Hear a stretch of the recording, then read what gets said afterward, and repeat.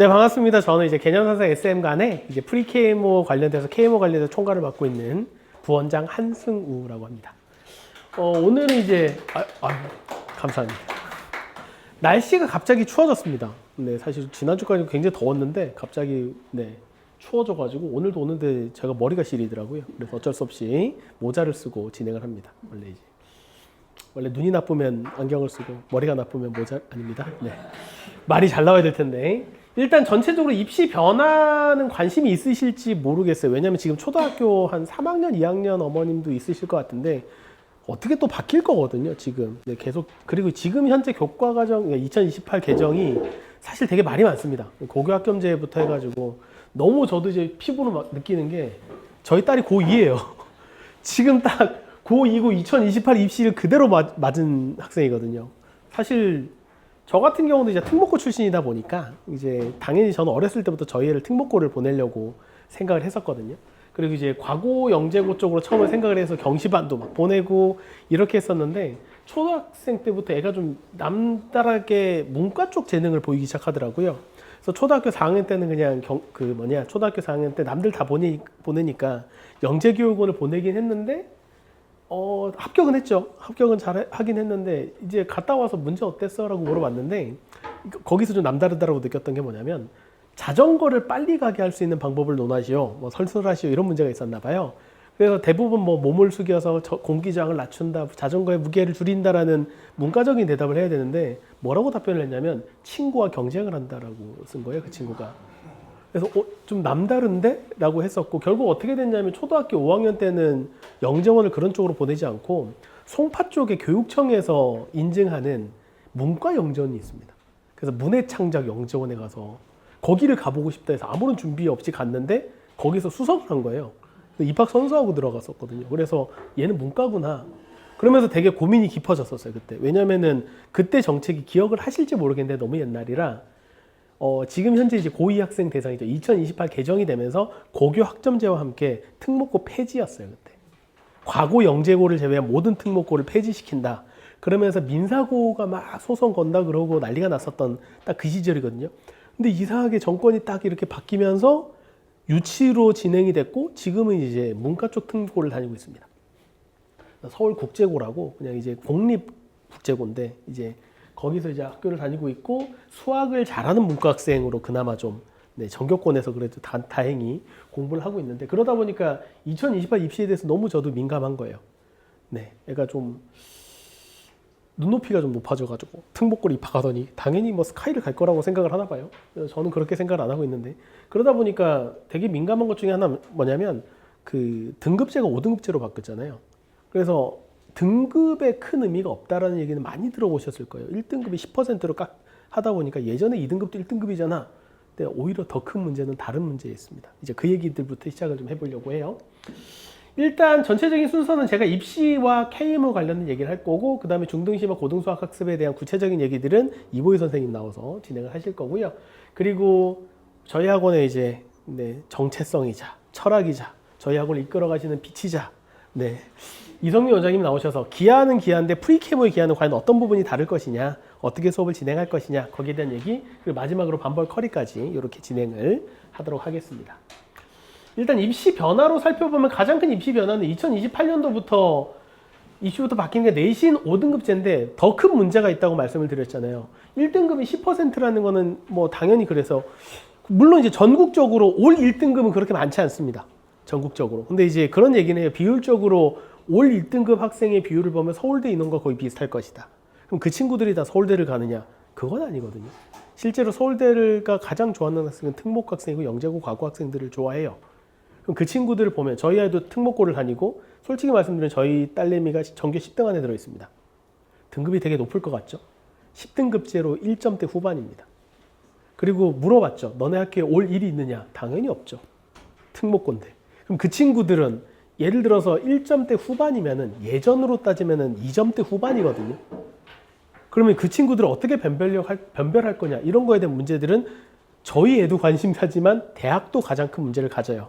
근데 정말 답답한 게 뭐냐면 예를 들어서 학교가 되게 작은 학교, 한 130명 정도 저희 학교는 그런데 자꾸 저희 얘기를 하게 되는데 130명에서 만약에 우리 아이가 13등을 하면 몇 등급이 될까요? 아슬아슬하게 1등급이 받을 수 있죠. 동점자가 있다면 2등급입니다. 그렇죠? 실제로 그런 일이 벌어졌었거든요. 그래서 2등급 문을 열고 들어갔어요. 그럼 어떤 문제가 생기느냐? 2등급이죠. 몇 퍼센트인지 알 수가 없죠. 2등급은 상위 34%까지입니다. 3분의 1이에요. 그러니까 2등급이 의미가 없어지는 문제가 생겨요. 근데 이제 대학 입장에서는 얘가 2등급이라도 2등급 문을 열고 들어왔는지 문을 닫고 2등급이 됐는지 이거는 되게 궁금하거든요. 그래서 등급 자체가 되게 위험한 상황이 돼요. 그래서 여기에 대해서 변별력을 줄이려고 되게 많이 노력을 하고 있습니다. 그래서 실제로 이제 등급 말고도 절대 그 전체 점수, 원점수랑 A, B, C, D가 나오거든요. 그래서 얘가 A가 몇 개 있느냐. 실제로 좀 상위권 학교들, 뭐 경희대라든지 그런 학교들 같은 경우는 어떻게 진행을 하냐면 등급 안 보겠다. 과목별로 A가 뭔지를 보겠다. A면 1등급 쳐주겠다. 이렇게 하는 학교들도 나타나고 있어요. 그래서 그만큼 좀 문제가 많은 거고. 그러다 보니까 서울대 기준으로 말씀을 좀 드리면 당연히 저희는 서울대 가지 않겠습니까? 어머님들? 아닌가요? 서울에 있는 대학은 서울대밖에 없잖아요. 하여튼 그랬을 때 서울에 서울대 있는 거고 부산에 부산대 있는 거고 그런 거 아닙니까? 네. 그렇게 생각을 했을 때 서울대에서는 어떤 거를 보겠다는 거냐면 일단 전공, 연계, 교과 이수를 했느냐 이것들을 보겠다라는 거예요. 네가 대학에 와서 공학을 공부하고 싶은데 왜 미적분을 안 했니?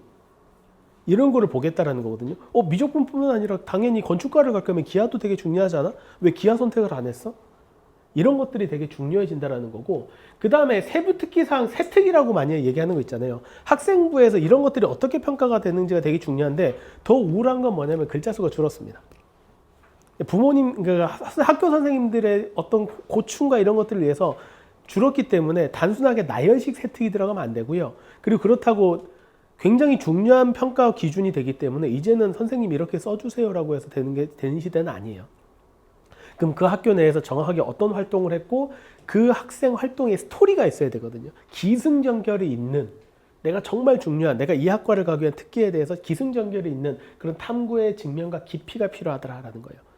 자, 그러면 이런 것들을 준비하는 데는 당연히 특목고가 유리할 수밖에 없고 그런 기회들이 되게 많고, 실제로 우리 아이가 과학이나 수학 쪽에 정말 관심을 가지고 있다라고 하면 굉장히 재밌게 공부를 하면서 활동들을 신나서 하겠죠.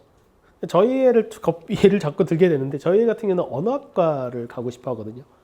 그 언어학에 대한 꿈을 가지고 있어요. 그래서 이제 진짜 서울대 교수님들 연구소에 들어가서 어떤 활동들을 하는지 보고 그 활동이 자기 과목이랑 어떤 건지를 어떻게 연결지을지를 고민해서 활동을 하고 있거든요. 그러면서 그거를 저는 잘 모르잖아요. 저는 이과니까. 주말마다 와서 저한테 떠듭니다. 너무 신이 나서. 어느 교수님이 어느 랩을 갔는데 이런 연구를 하고 있는데 나는 이걸 해가지고 과목을 이렇게 연결하면 좋겠지. 이렇게 되거든요. 그러니까 사실 그런 배경을 만들어줄 수 있는 학교들을 가서 공부를 하는 게 유리할 수밖에 없는 거죠. 그리고 마지막으로 결국 서울대는 약간 좀 널널하게 생각을 하고 있는 것 중에 하나가 현재도 하고 있는 심층 구술 면접이라는 게 있어요. 결국 이제 특목고 학생들이 서울대를 갈 때는 뭘 하냐면 예전에는 이제 과거 영재고는 특기자 전형이라고 해서 이제 과학, 수학 특기자, 그리고 영어 같은 경우는 외고 애들은 영어 외국어 특기자, 이런 친구로 특기자 면접을 따로 봤었는데 지금은 이제 학종 일반 전형에서 구술 면접을 하게 됩니다. 여기서는 제시문 면접이고요. 제시문을 통해서 문제를 풀고 그 풀어갔었던 방식들을 교수님들 앉혀놓고 거기 자기가 설명을 하는 형태로 진행이 되는 구술 면접을 보는데 문제 난이도는 당연히 높고, 실제로 제 고등학교 동기들 중에 이제 그 S대 교수님, 서울대 교수님들이 몇 명 계세요. 그러면 이제 자기도 강제로 끌려 들어가서 서울대 특기자전, 그러니까 구술 면접 수학을 들어갔다라고 하더라고요. 그 친구가 IMO 대표였거든요. 그러니까 당연히 수학에 대해 그러면서 얘기하는 게, 야, 교수님들 잘 모르는 것 같아. 모르면서 앉아있는 것 같아. 라고 얘기를 하긴 하는데 약간 어떤 식으로 진행을 하냐면 이 친구가 답을 정확하게 내는 게 아니라 뭔가 막혔을 때 교수님이 힌트를 주면 거기에 대해서 잘 따라가고 있는지 오히려 더 중요하게 평가를 한다. 그러니까 문제를 암기하고 풀어내는 거 물론 중요하겠죠. 근데 그것보다 더 중요한 요소는 뭐냐면 문제를 어떻게 해결해 나가는지를 보고 싶다라는 거예요.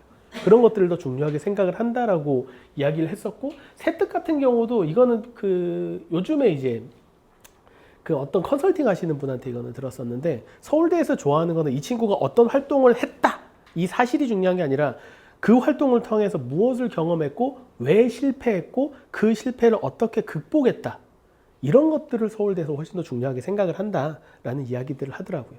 그래서 이런 식으로 입시들은 변하고 있습니다. 그러니까 단순하게 문제를 잘 풀고 정답을 내고 거기에 대해서 암기를 하고 이런 친구들이 아니라 끊임없이 나는 이걸 왜 공부를 하고 있고 왜 재밌고 사실 신나서 공부하는 친구들이 필요하다는 거죠. 근데 신나서 공부를 하려면 잘해야 됩니다. 잘해야지 신나죠. 그럼 잘하려면 어떻게 해야 되냐면 열심히 해야 됩니다. 근데 열심히 하려면 신나야죠. 이게 계속 이제 돌아갈 수밖에 없거든요. 그럼 잘하면은 신나고 신나면은 뭐죠?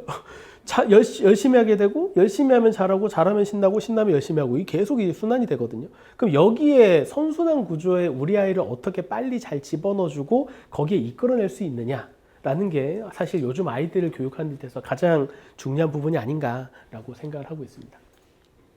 그럼 이제 KMO 얘기를 할 텐데 영재학교 과학고 얘기를 좀 해볼게요. 아마 이제 영재학교가 막연하게 좋다, 과학고가 막연하게 좋다 이런 생각을 좀 해보셨을 거예요. 저도 이제 어렸을 때 계속 우리 아이를 가스라이팅 했거든요. 우리 아이가 영재학교 갈 정도는 아닌 것 같고 이제 저도 과학고를 나왔기 때문에 과학고 정도는 가자. 가지고 어떤 가스라이팅들을 했었냐면 저는 이제 목동 쪽에 살고 있습니다. 저희 집 앞에 이제 학교가 있거든요. 그래서 야 너는 커서 저 고등학교를 가자. 집 앞에 있는 고등학교 집도 가깝고 좋지 않냐? 저희 집 앞에 세종과학고가 있습니다. 근데 그게 잘 안 되더라고요. 결국 결론적으로 잘 안 됐죠. 그리고 이제 대학도 저는 탐방을 되게 많이 했거든요. 제가 이제 포항에 있는 공대를 나왔는데, 근데 거기는 이제 졸업생들이 거기 있는 그 게스트하우스를 신청해서 쓸 수 있어요. 포항은 바닷가기도 하고, 그래서 일부러 포항에 여름에 갑니다. 그래서 학교 구경도 시키고 저게 방사능 가속기야, 입자 가속기, 아시아에서 제일 크지 뭐 이러면서 아빠가 여기서 동아리방에서 이런 거 공부했었고 저게 제가 전자과를 나왔기 때문에 전자과 건물인데 LG에서 지어졌어 막 이러면서 얘기를 하면은 포항공대도 얼마나 하구만 뭐 이런 그런 느낌이었어요.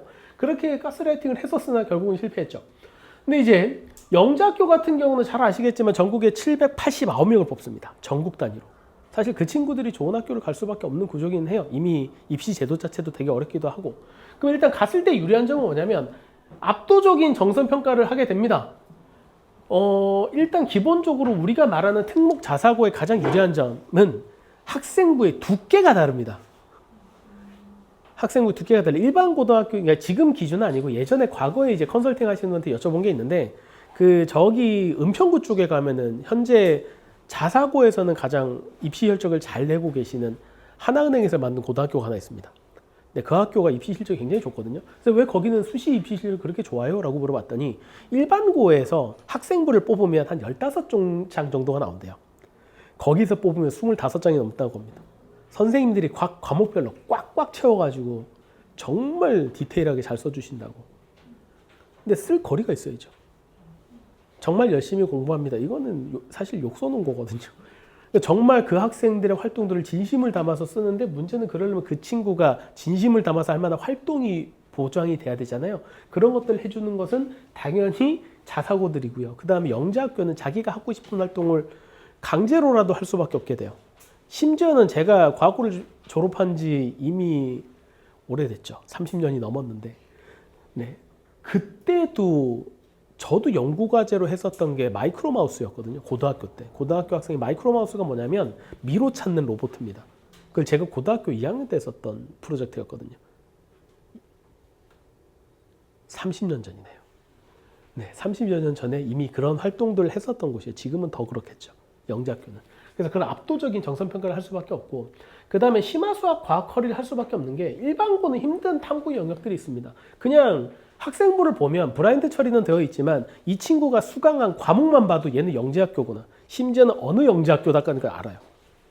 네, 그런 정도를 알 수 있을 정도고 커리는 어떤 형태냐면 과거 영재고 같은 경우는 지금도 그냥 일반 교과 입장에서 생각하면 고1 때 전체 교과가 다 끝납니다. 고1 때 전체 교과가 다 끝나고 2학년 때부터는 심화교과가 들어가고 3학년 때는 보통 영재학교는 AP 과정이라고 해서 대학 과정을 땡겨서 듣게 되거든요.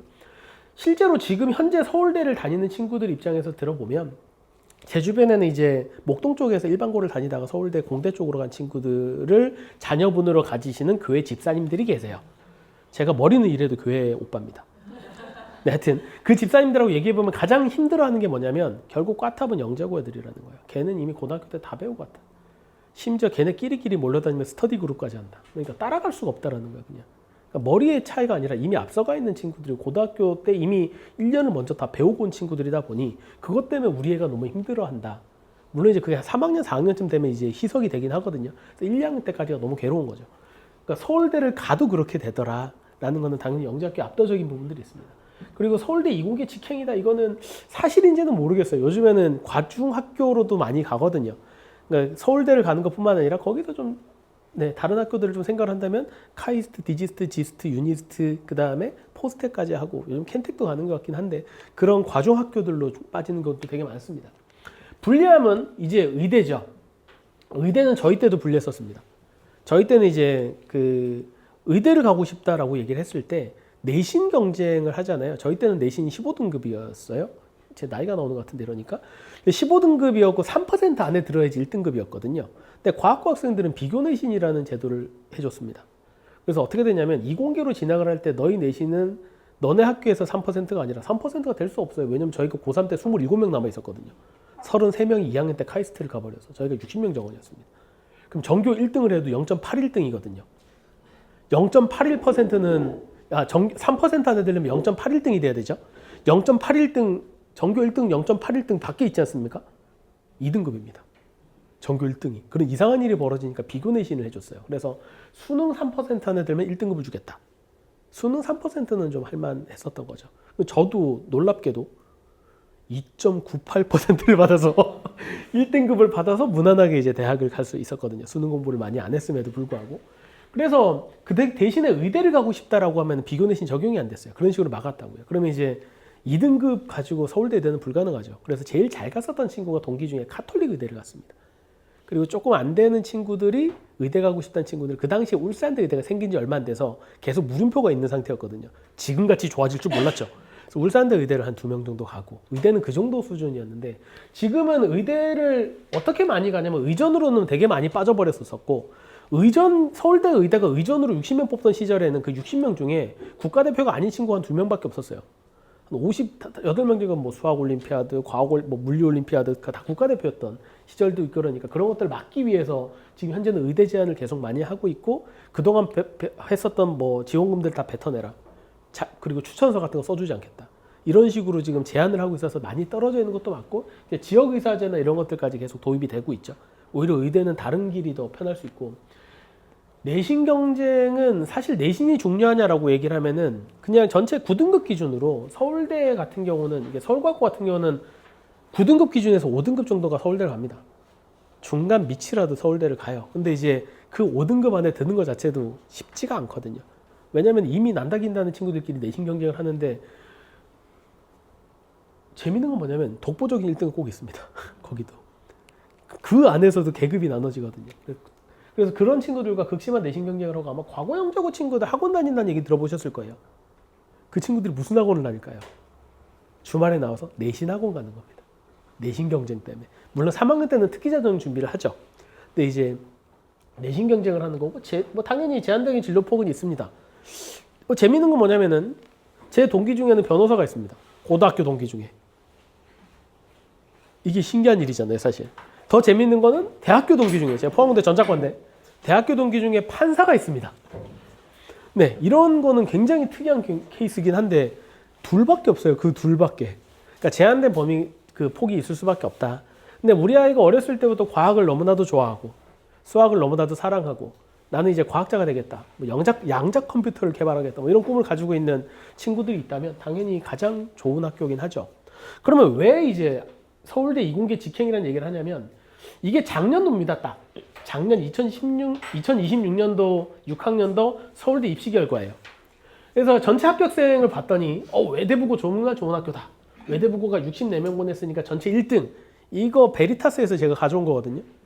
그러면 이거를 보면 역시 외대부고 좋고, 그 다음에 휘문고고 50명 보내고, 화성고 대원외고, 뭐 이건 자공고고 자사고고 사립형 자사고고 자공고고 다 그렇지 않습니까? 역시 자사고가 세구나. 뭐 상상고도 보냈고, 쭉 보시면 아시겠지만 제가 이걸 가져온 이유 중에 하나 보면, 과거 영재고가 보이시나요? 여기 하나 있네요. 경남과학고. 제가 졸업한 학교입니다. 역시 명문이죠. 과학고 중에 최고인가? 역시 29등. 서울대는 무려 17명이나 보내는 경남과학고가 과학고 중에 최고인가요? 라고 착각하실 수도 있습니다. 물론 경남과학고 현재 80명 뽑습니다. 80명 중에 17명이 서울대를 간 거예요. 잘 간 거긴 하죠. 물론 전년도보다 떨어졌어요. 그 전년에 20명 갔었거든요. 근데 왜 과학고가 없을까요? 네, 왜 여기 오셨을까요, 어머님들은? 우리 아이가 과학 수학 잘해서 과거 영재고 갈 수 있으면 갈 수 있겠다. 과거 영재고에 대한 열풍을 그 정부에서 막고 있습니다. 그래서 공립이거든요. 과학고 영재학교 공립입니다. 그래서 발표를 못하게 해요. 서울과학고 120명 뽑거든요. 서울과학고가 발표하기 전에, 그러니까 이거 막기 전에, 발표를 막기 전에 몇 명 정도 갔을 거라고 생각하실까요? 120명 정도에. 잘 감이 안 오시죠? 90명 정도 갔습니다. 서울대를. 작년 추산, 비공개 자료긴 한데 작년 추산 80명 정도 서울대 갔거든요. 120명 중입니다. 3분의 2 정도가 서울대를 갑니다. 서울과학고 친구들은. 물론 재수 포함이기도 하지만 못 가면은 보통 경기과학고나 서울과학고 입시 성적 비슷하긴 한데 좀 한 해 이번에 좀 못 갔네라고 하면 현역에서 50명 정도가 합니다. 그러니까 절반 이상은 서울대를 진학을 하고 있다라는 거 생각하시면 돼요. 그거를 발표를 못 하는 거예요. 제가 처음에 이제 과학고를 갔을 때 과학고를 잘 모르셨어요. 부모님들이 다들 몰랐거든요. 저도 중학교 때 공부 좀 잘했습니다. 전교 1등이었거든요, 계속. 그랬더니 과학고를 입학하고 나서 저는 이제 어깨 뽕이 이만큼 들어가서 친척집에 갔는데 그 친척들 반응이 좀 이상하더라고요. 그래, 기술이라도 배워야지. 아, 전교 1등 한다더니 왜 실업계를 갔어?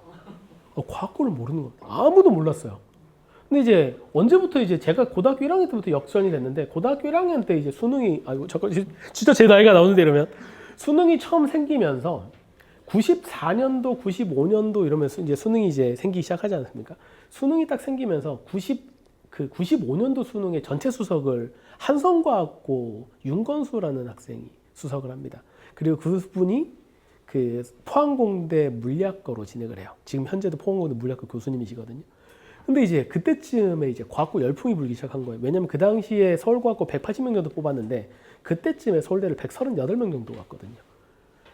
전교 꼴찌 2명이 카이스트 가는 걸 그 당시에 추정 60분이라는 시사 프로그램이 있었는데 과학고랑 외고를 재조명을 한 거예요. 그래서 왜 이 학교는 특목고가 도대체 뭐길래 약간 문제 있는 거를 해야 되는 거 아닙니까? 그러면서 수석이 어디서 나왔고 서울대에 있는 모든 과의 과 수석이 과학고 출신이었고 심지어는 서울과학고뿐만 아니라 지방과학고까지 전부 다 이렇게 해서 재조명이 된 거죠.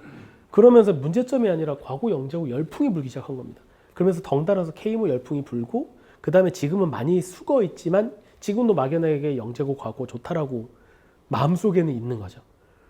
지금도 이제 실제로는 그거는 벌어지고는 있는 상황이긴 합니다. 많이 가려져 있는 부분들이 많아요. 물론 서울대를 가장 많이 보낸 학교는 서울과학고가 아니긴 합니다. 서울국악고예요. 퍼센트는 가장 높습니다. 서울국악고는 서울대 국악과 가야 되거든요. 자, 그러면은 왜 KMO에 대한 얘기를 해야 되는지를 좀 말씀을 드리겠습니다. KMO가 사실 예전에는 KMO를 입상하고 나면 KMO 2차 입상을 하고 나면 과학고 특별전형이 됐습니다. 그 당시가 KMO를 가장 많이 받은 황금기였어요. 그때 제가 KMO 강사를 거의 저도 이제 황금기였던 하여튼 그때는 한 해 한 4만 명 정도가 KMO를 봤어요. 굉장히 많은 인원이 봤습니다. 네, 실제로 지금보다 시험도 훨씬 어려웠습니다. 4시간 동안 봤고요. 1차를 애들 2시간 지나고 나면 내보내주는데 애들 나오면서 울었어요. 선생님 빵점이에요 막 이러면서 울고 이랬었던 친구들 되게 만났는데 KMO는 굉장히 공신력 있는 시험입니다. 한국사고 올림피아드고 대한수학회에서 주관을 하고요. 최고 권위라고 얘기를 하는데 대한수학회보다 권위 있는 곳은 없지 않습니까? 원래는 이제 IMO 대표를 뽑기 위해서 만든 시험이에요. 그래서 고등부 KMO 2차까지 입상을 하면은 겨울학교랑 PKMO까지를 거쳐서 FKMO까지 거쳐가지고 이 친구들이 이제 IMO 대표가 되는 거거든요. 그래서 6명이 선발이 되는 거고 그 저변을 위해서 만든 건데 일단 우리 친구들이 가장 먼저 도전하는 거는 중등 KMO 1차입니다. 그래서 지금 올해는 5월 16일 날 토요일 날 1차 시험을 보게 되고요. 이미 접수는 마감이 되어 있습니다. 지금이라도 봐볼까 이건 안 되고요. 그래서 주관식 단답형으로 현재는 20문항 정도 100점 만점이 나오고요. 4점짜리, 5점짜리, 6점짜리 문항으로 지금은 구성이 돼요. 그리고 2차는 서술형으로 구성이 됩니다. 오전, 오후에 보통 한 4문제 정도씩 2시간 반씩 4문제씩 주거든요. 서술형으로 보게 되고 증명을 하게 됩니다. 물론 증명을 해서 이렇게 하게 되고 보통 1차보다 2차를 더 잘 치는 친구들도 생각보다 많아요. 왜냐면 단답형이거든요. 000, 물론 000이라는 답은 없긴 하지만 001부터 999까지를 찍다 보니 개수 하나 삐끗 잘못 세가지고 틀리는 게 망하는 거지만 여기는 개수 조금 삐끗하더라도 풀이 과정이나 증명 과정이 맞으면 점수를 상당히 잘 받기 때문에 이거는 좀 차이가 있을 수 있다. 그럼 출제는 어떻게 하냐면 말 그대로 IMO 대표를 뽑기 위해서 하는 거다 보니까 현재 교과 과정이랑 좀 차이가 있습니다. 그래서 IMO에서 정수대수 기하조합에서 미적분과 지수로그를 제외한 형태로 출제를 한다라고 나와 있어요. 역시 중학생이 풀 수 있을 만한 대수, 정수, 기하 조합으로 나와 있고요. 현재 문제 출제는 대수 같은 경우는 중등 KMO는 중등이 보는 거긴 하지만 실력 정석 공통수학 1, 2 정도 수준이면은 어느 정도 소화가 되거나 내가 풀지는 못했지만 나중에 해설을 들으면 이해할 수 있는 정도 수준. 뭐 그 정도 수준이라고 보시면 좋을 것 같고, 정수는 사실 중등 입장에서는 정수가 나오는 부분이 1학년 1학기 약수와 배수, 최대 공약수밖에 없긴 하거든요. 도대체 그거 가지고 얼마나 확장할 수 있을까 하지만 그래도 이제 잉여류라는 거는 잉어 이런 거 아니시고요. 낚시 좋아하시는 잉여는 나머지에 관련된 겁니다. 약수의 배수, 나머지, 부정방정식 이런 거를 요즘은 이제 트렌드가 경우의 수랑 연계해서 개수 세기가 나온다든지 아니면 대수랑 같이 해서 식을 변환시켜 가지고 정수 쌍을 구한다든지 이런 형태가 많이 나오는 편이고요.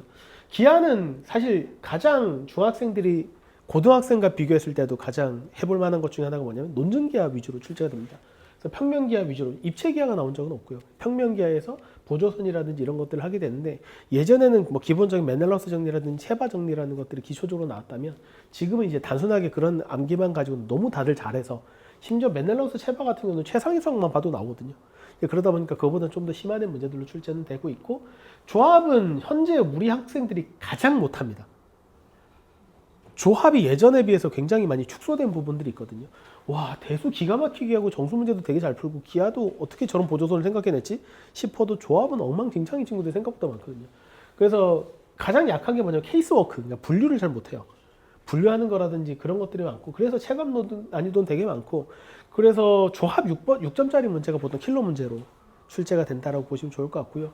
여기서 중요한 거는 기하와 조합은 사실 되게 중요한 게, 그 KMO만 올해가 KMO 입상을 했으니까 그 고등학교는 그냥 저기 마이스터고에서 그냥 자동차 기술을 배우면서 이렇게 하실 부모님은 없을 거라고 생각을 하거든요. 영재고 입시 한번 도전해보고 과고 입시 도전할 거라고 생각을 하는데, 영재성 평가를 하는데도 가장 많이 활용되는 게 기하와 조합입니다. 이 친구들은. 왜냐하면 암기만 가지고 가능한 게 이제 약간 대수 같은 느낌은 훈련과 트레이닝으로 가능한데, 기하와 조합은 물론 트레이닝으로도 어느 정도 되긴 하지만 이거는 약간 재능의 영역, 말 그대로 우리가 영재를 기프티드라고 하잖아요. 약간 재능의 영역이다 보니 이 부분은 훈련만 가지고는 한계는 있어서 확실히 이 부분에 대해서 영재성, 영재고 입시에서도 굉장히 중요하게 역할을 하고 있다라는 겁니다. 중등 1차 시험은 이런 식으로 진행이 되고 있고, 말씀드린 거랑 똑같습니다. 네, 답안지 쓰는 요령이 되게 중요하다라는 거고, 실제로 2시간 반이면 충분한 부분은 있는 것 같아요.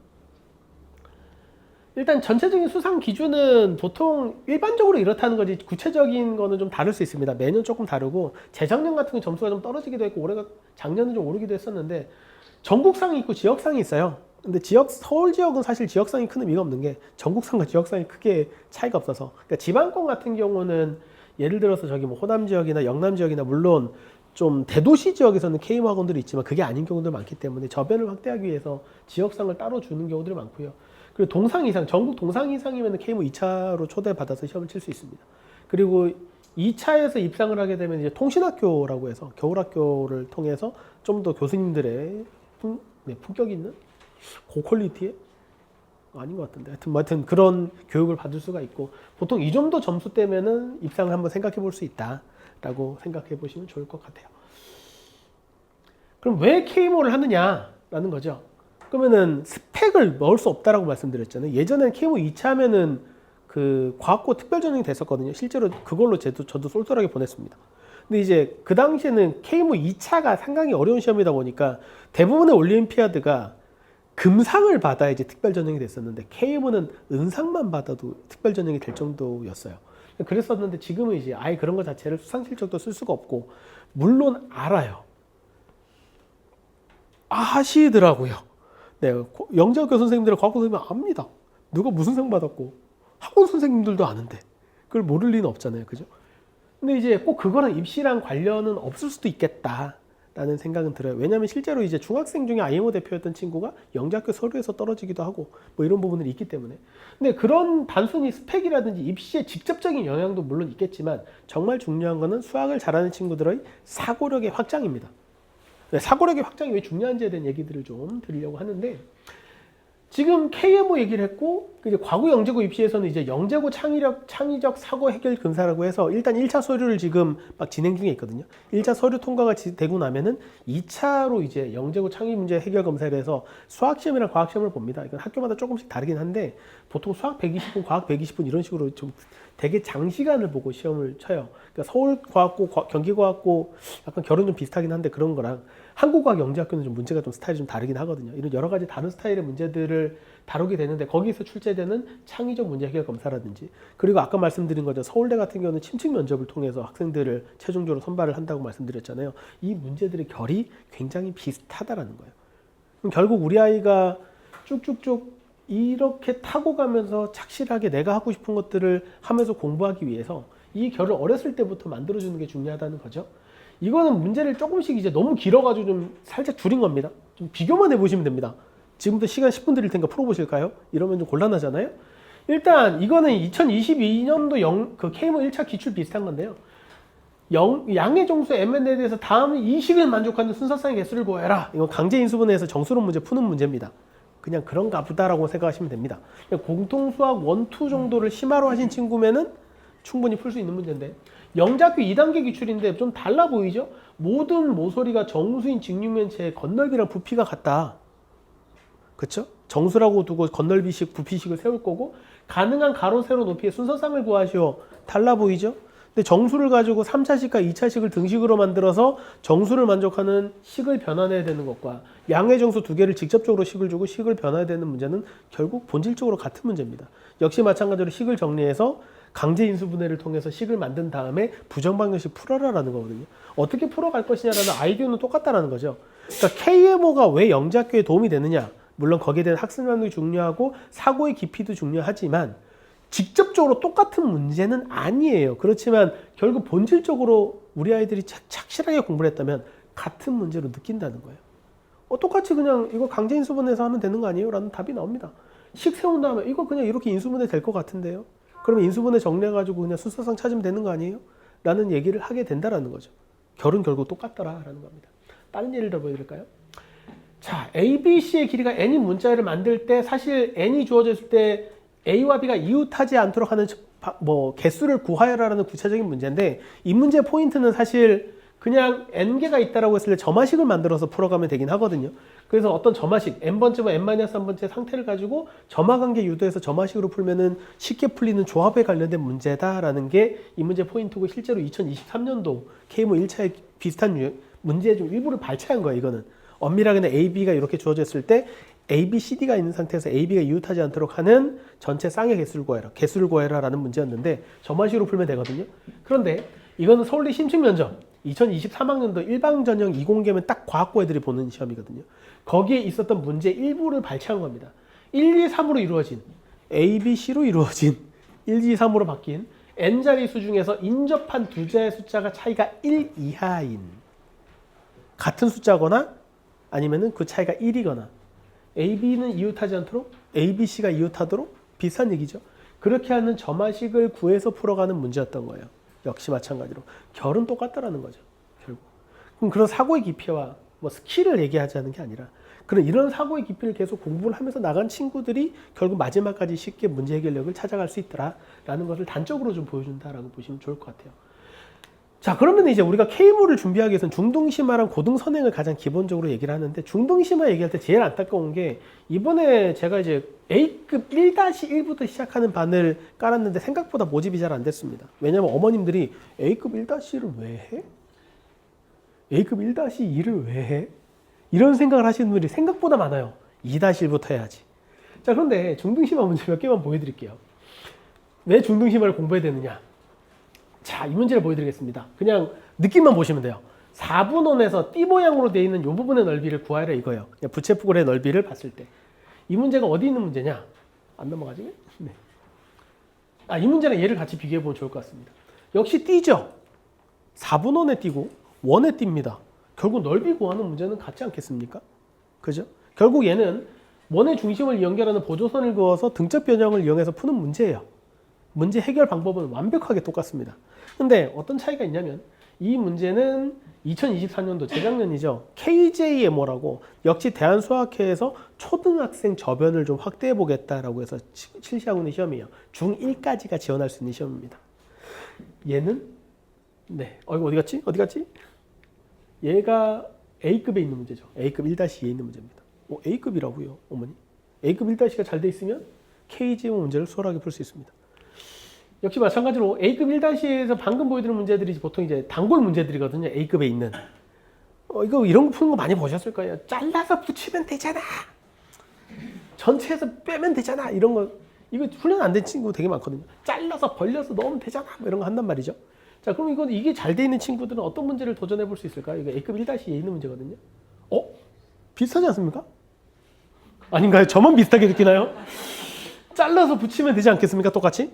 빗금친 부분 물론 따로따로 구해야 되겠냐 육각형으로 바뀐 게 다죠. 근데 이 문제는 영재학교 중에 하나인 재작년 아까 말씀드린 영재 창의성 문제예요. 2025년도 경기과학부 2차 문제. 물론 쉬운 문제 쪽에 속하긴 하지만 이런 문제들로 한 4개 정도 구성이 되어 있는데 그 중에 하나를 A급 1-만 착실하게 잘 된 친구면은 비슷하게 느끼면서 적어도 당황은 하지 않겠죠. 네, 100% 맞는다고 보장은 못 하겠지만. 그래서 중등심화가 그만큼 중요합니다. 이거 너무 재밌습니다. 1-1을 무시하는 어머님들을 위해서 A급 1-1 1부터 50까지의 모든 자연수급이 3의 n제곱으로 나눠 떨어질 때 우리가 보통 50 팩토리얼 하면 애들 다 알아요. 50하고 느낌표 딱 붙이면 이거 어떻게 읽으면 50 이렇게 읽는 게 아니고 50 팩토리얼. 여기서 가장 큰 수 n을 구해라. 조금 유식하게 하면 이제 르장들을 기호에 대한 얘기긴 한데 이 문제는 A급 수학 1-1에 있는 스텝 A에 있는 문제고요. 자, 이거는 문제가 유사하지 않습니까? 문제가 숫자가 좀 많이 늘어나긴 했죠. 그리고 13579에서 2025까지를 곱합니다. 2025는 작년 문제란 얘기겠죠. 네, 여기서 5의 m제곱을 n으로 나누는 가장 큰 점수를 구하여라. 같은 문제거든요. 이거는 2025년도 KMO 문제입니다. 중등 KMO 문제예요. 사실 1-1이 잘 돼 있으면 당연히 이 문제 접근하는데 어려움을 느끼면 안 됩니다. 아이디어는 똑같거든요. 그냥 값이 좀 다를 뿐이지. 푸는 문제는 방식은 똑같다라는 거예요. 자, 그래서 결국 중등심화는 단순하게 우리가 그냥 중등심화를 잘해야지라는 막연함이 아니라 특목고 입시랑 KMO를 거쳐서 고등 입시까지 전부 다 크게 영향을 주더라라는 겁니다. 그래서 중등 입시부터 차근차근하게 이렇게 앞으로 확장이 될 거야. 단순하게 중등 과정을 중등 했으니까 중등 심화해야 되고 이거 기본으로 문제를 풀어야지 이런 관점으로 바라볼 것이냐. 이 문제가 앞으로 고등 입시, 영재학교 과학부 입시랑 KMO랑 나중에 서울대 심층구술까지 어떻게 연결이 되라는 거를 생각하고 철학을 가지고 이제 아이들에게 수업을 해줄 것이냐라는 거는 분명한 차이가 있거든요.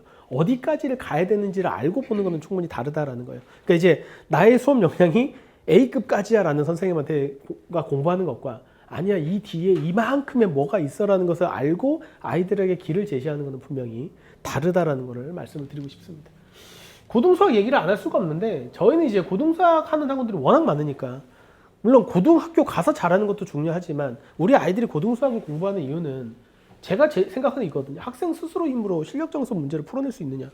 이게 가장 중요한 목표입니다. 이 두 가지를 다 할 수 있어야 돼요. 학생 스스로의 힘으로. 누가 도와주는 거 아니고 어머님 도와주는 거 안 되고 뭐 칸다 찍는 거 안 되고 네, 그리고 실력 정석에 있는 연수 문제. 결국 실력 정석 연수 문제를 어떻게 풀어내느냐, 서술형으로 정확히 풀어내느냐, 여기까지를 끌어낼 수 있어야 되거든요. 그럼 왜 하필 실력 정석 연수 문제냐라는 것도 좀 보여드릴게요. 이거는 중등 KMO에 있었던 기출 문제입니다. 풀어가는 과정이 역시 어떤 식을 만족하는 것에서 최대값을 구하여라라는 어떤 형태의 문제예요. 그냥 느낌만 보시면 됩니다. 풀지는 않습니다. 이따 시험 칠 수도 아닙니다. 자, 그런데 이 문제도 비슷하지 않습니까? 어떤 조건을 만족할 때 최대값과 최소값을 구하여라. 문제 번호 딱 보시면 아시겠죠. 실력정석 연습문제 11-12번입니다. 실력정석 연습문제 거의 유사성이 보이지 않습니까? 어떻게 따져야 되느냐? 중등 KMO에서 최대값, 최소값 문제입니다. 푸는 과정이 중요해요, 사실. 얘를 풀어라라고 했더니 산술평균, 기하평균, 절대부등식을 활용을 합니다, 실제로. 근데 역시 이런 절대부등식을 풀어가는 것도 실력정석에서부터 연습이 됩니다. 산술기하, 코시-슈바르츠 이런 것들 제대로 잘 쓸 수 있냐, 산술기하라든지 잘 쓸 수 있느냐, 절대부등식에 대한 훈련들은 거기서부터 출발을 하는 거거든요. 역시 마찬가지로 코시-슈바르츠 부등식에 대해서 연습해봐라. 이거는 필수 예제라는 게 있고 기본 예제가 있습니다. 필수 예제는 실력정석에 있는 예제가 필수 예제예요. 그래서 실력 정석을 어떻게 잘 풀어내느냐라는 것도 굉장히 중요한 역할이 되더라라는 거예요. 근데 문제는 뭐냐? 어렵죠. 네, 뭐 그런 얘기 하지 않습니까? 정석을 7번 정도는 봐야지 제대로 보는 것이다. 네, 못하니까 그런 겁니다. 그리고 실제로 수업을 들으면 애가 선생님 수업은 너무 잘 알아듣고 하는데 숙제를 못해요. 기본 예제는 잘 푸는데 유제까지도 잘 풀었는데 연습 문제는 별이에요. 은하수를 그려왔어요. 막 이렇게 된단 말이죠. 왜냐하면 단계별로 사실 기본 정석 연습 문제 자체가 난이도가 굉장히 있거든요. 그러니까 정석을 제대로 공부를 한다라고 해서 기본 정석 연습 문제가 소화가 안 됩니다. 그리고 기본 정석 연습 문제는 그 실력 정석의 필수 예제는 겹치는 문제가 굉장히 많습니다. 그리고 그 상태에서 실력 정석 연습 문제로 들어가면 이제 헉헉거리면서 벽을 만날 수밖에 없는 거죠. 우리가 벽을 만났을 때 할 수 있는 방법은 벽을 깨부시거나 어떻게든 자기 체력을 키워서 벽을 넘어가거나 아니면 포기하는 방법이 있긴 하겠지만 저희는 이제 그런 방법이 아니라 아이들에게 벽을 넘을 수 있을 만한 계단을 만들어줘야 되는 거 아닌가라고 생각을 한 겁니다. 그래서 저희는 단계별 학습을 지향을 하는데 일단 3단계로 구성을 했어요. 그래서 3단계 구성이 첫 번째는 기초를 다지는 거예요. 일단 개념이 있어야 공부를 하죠. 그래서 고등 개념이라는 게 이제 어머님들이 이제 되게 이제 그런 거 많이 하시는데 저학년에 초등학생, 중학생 수업을 하는데 우리 아이가 개념이 약해서요. 솔직히 초등학교, 중학생에 엄청난 개념이 있는 건 아니지 않습니까? 트레이닝을 통해서만 하면 되죠. 근데 그 생각으로 수학을 잘했었던 친구들이 고등과정에 가면 오히려 망할 수 있습니다. 고등과정은 개념이 굉장히 중요하거든요. 그 개념을 바탕으로 해서 쌓아가야 되는데 그래서 일단 기본적인 개념을 잘 다져주는 게 너무나도 중요해요. 개념 정리하고 그 개념이 완벽하게 자기에 대해 숙달이 될 수 있도록 만들어주는 거죠. 그래서 저희는 기본 정석의 개념과 예제를 통해서 정석의 개념들을 정확하게 고등 개념을 익혀주고 그 다음에 그 개념들을 확실히 트레이닝할 수 있도록 RPM에 있는 문제들을 통해서 개념의 주춧돌을 놓는 기초를 먼저 다지는 걸로 충분히 다져요. 여기서는 학생도 잘 따라와야지만 여기는 약간 강의가 조금 더 주가 되기는 해요. 개념 자체를 봐가지고 트레이닝 시키고 개념을 넣어주고 트레이닝 시키고 이게 중요한데 개념은 좀 많이 설명이 좀 필요합니다. 아이들이 계속 끌어가는 형태라고 보시면 좋을 것 같고요. 이렇게 기초가 다져지고 나면 이제부터 실력을 쌓는 겁니다. 2단계에서는 한 번 더 이제 공수를 또 개념을 공부를 하는 거예요.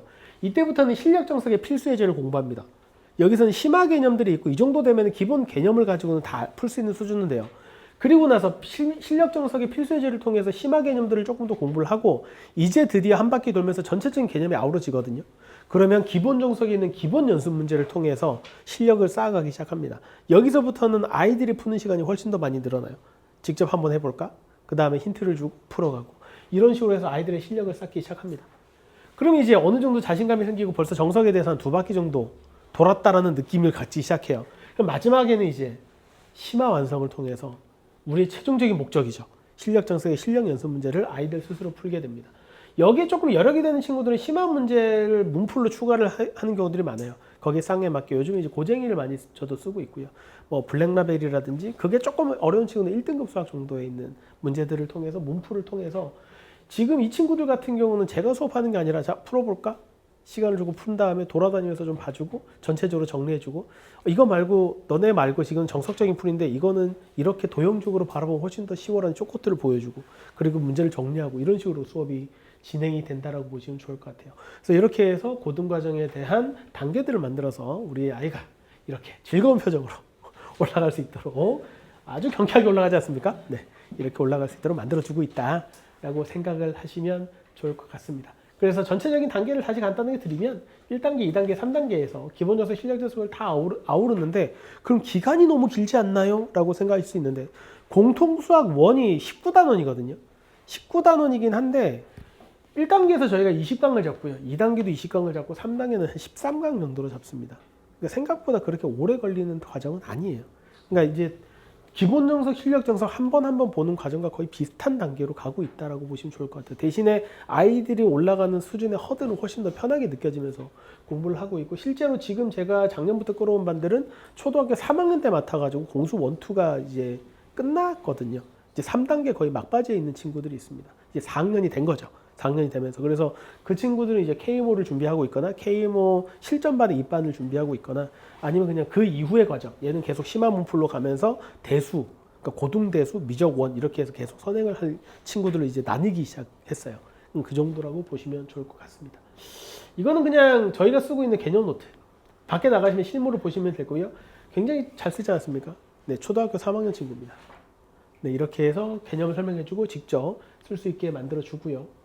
네, 이거는 뭐 문제풀이는 아까 얘기한 것처럼 RPM에 있는 문제들 통해서 개념을 통해서 문제를 풀어주고 그 다음에 직접 오답, 이건 제가 시킬 게 아닙니다. 네, 어머님들의 열심인 거죠. 네, 어머님들이 이제 오답 이런 거에 좀 민감하게 좀 끌어주셔서 이렇게 오답까지 잘해서 이렇게 진행을 하는 친구입니다. 초등학교 3학년 남학생입니다.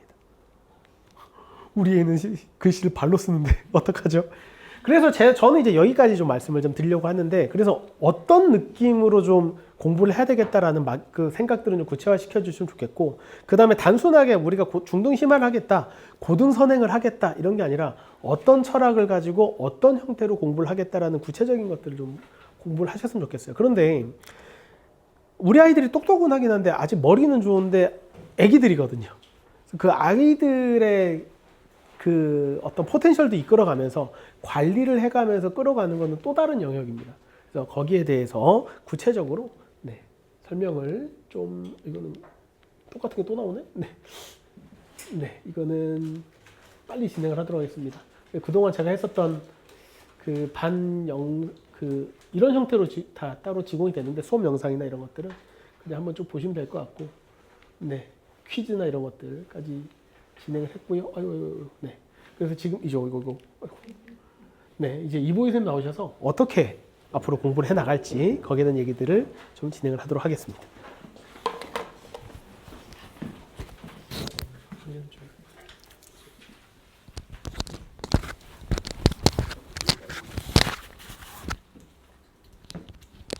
덥지 않습니까? 네.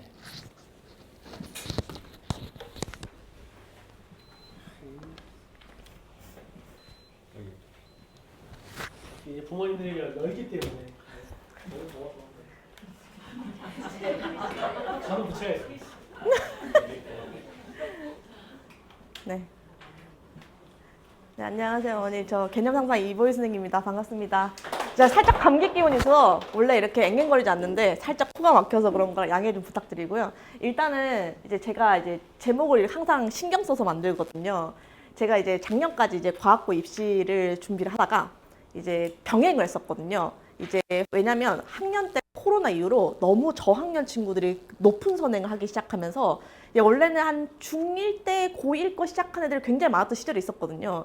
어느 순간 보니까 초5, 6학년 애들이 공수 원반에 들어오더니 초3, 4 애들이 이제 공통수학 원반에 들어와서 강제로 초등부 선생님이 된 느낌이 좀 강했어요. 그래서 이제 처음엔 저는 이제 사실은 이제 5, 6학년 친구들을 이제 경시 인문, 그러니까 아이들이 경시라고 막연하게 못 푸는 문제라고 생각을 하거든요. 너무 어려운 거. 엄마는 나 왜 이런 거 시킬까? 막 이런 생각을 하고 오거든요.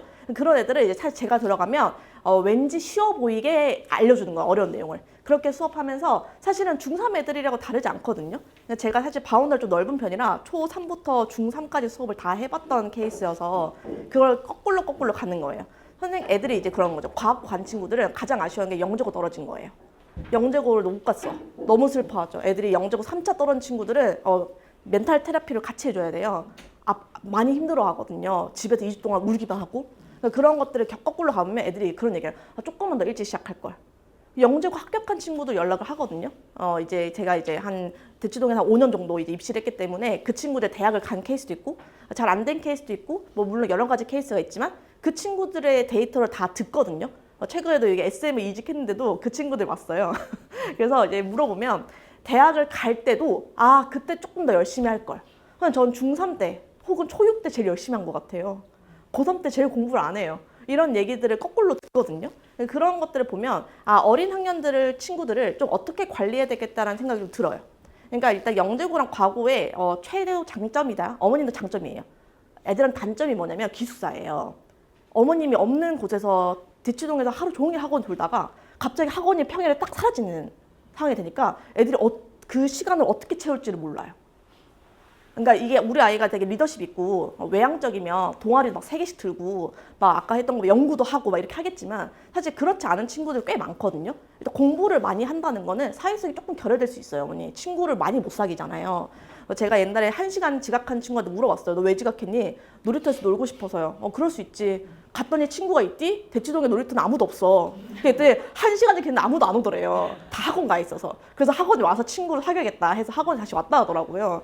그런 케이스가 굉장히 많다 보니까 이 아이들이 이제 결과적으로 좋은 결과를 이끌려면 어느 과정들, 학년 초3, 4, 초5, 6, 중1들, 중3들 관리하는 법이 사실 학년별 좀 다르더라고요. 그래서 제가 이제 하는 거는 이제 거꾸로 다 내려가서 이 학년 때 친구들한테 뭐가 필요한지 알고 어떻게 공부를 시켜야겠다를 먼저 말씀드려야 될 것 같아서 준비를 했습니다. 일단은 아까 말씀하셨듯이 애들이 있어요. 수학이 어려워요. 애들한테 이제 수학을 잘하기 위해서는 어떻게 해야 되냐면 굉장히 조금 잘난 척이 좀 있어야 된다. 나 이거 알아. 나 이거 몰라. 이런 자기 표현력이 좋은 친구 수학을 좀 잘하는데 애들이 저랑 수업하면 제일 먼저 하는 말이 어려워요거든요. 왜 어렵냐? 제가 사실 이제 초중등 애들이 가장 어려운 이유는 첫 줄이 안 나가는 거예요. 문제를 읽었어요. 첫 줄이 안 나오니까 답답한 거죠. 선생님 힌트 좀 주세요. 이런 얘기가 바로 나오거든요. 그래서 사실은 어떻게 설명을 해줘야 되냐면 힌트를 잘 주는 것도 강사의 역량인 것 같아요. 그러니까 애들이 답을 찾아갈 수 있게 길을 알려주고 얘들아 오른쪽 갔다가 왼쪽 갔다가 거기서 뭐 보이면 거기서 그거 가면 돼. 이렇게 잘 길을 알려주는 것도 강사의 스킬인데 사실 그거를 잘못 알려주면 되게 많이 돌아가는 거야 애들이.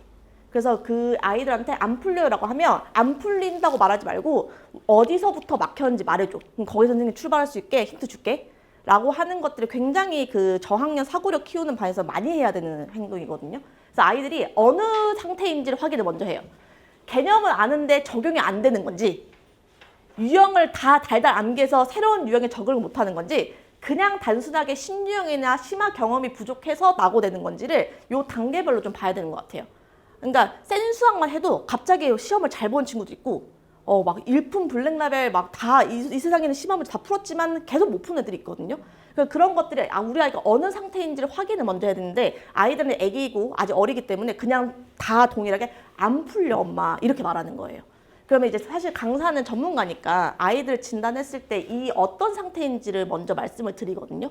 그래서 아이들한테 단순하게 많이 풀려서 다 문제를 외운 것 같아요, 어머니. 그래서 이 문제는 사실은 함정이 있는데 함정을 파악하지 못하고 그냥 다 빠지는 거예요. 왜냐하면 내가 봤던 센 문제는 이게 아니었거든요.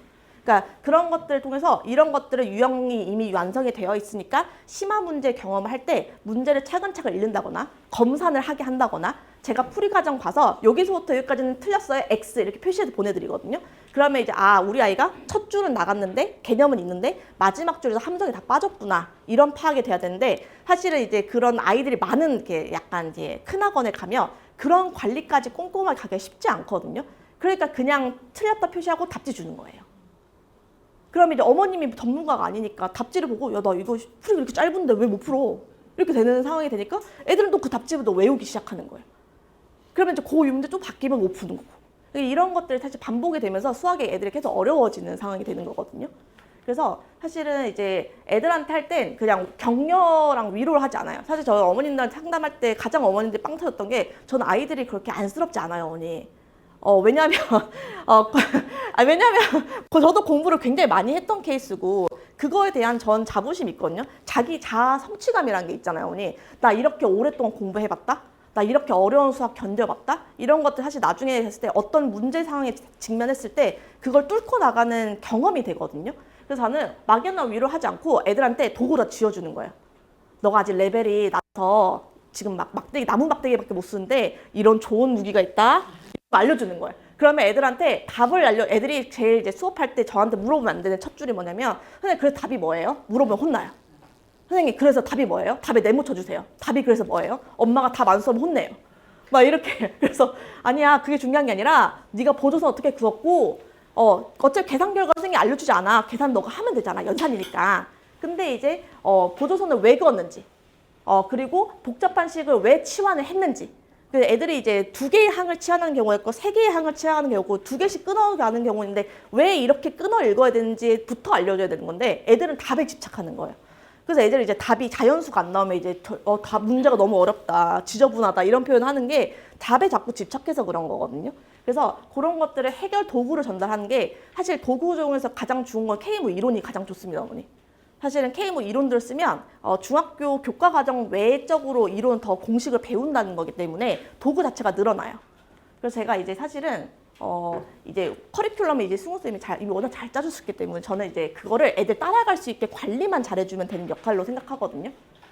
그러면 이제 관리를 할 때 사고를 가시화한다는 거는 사실은 이게 선생님들 다 잘하시지만 어머님들 보시면 아시겠지만 유튜브 영상 요즘 많이 올라오잖아요. 판서를 좀 보시면 저거 우리 애들 알아보나? 라는 생각이 드는 수업들이 가끔 있으실 거예요.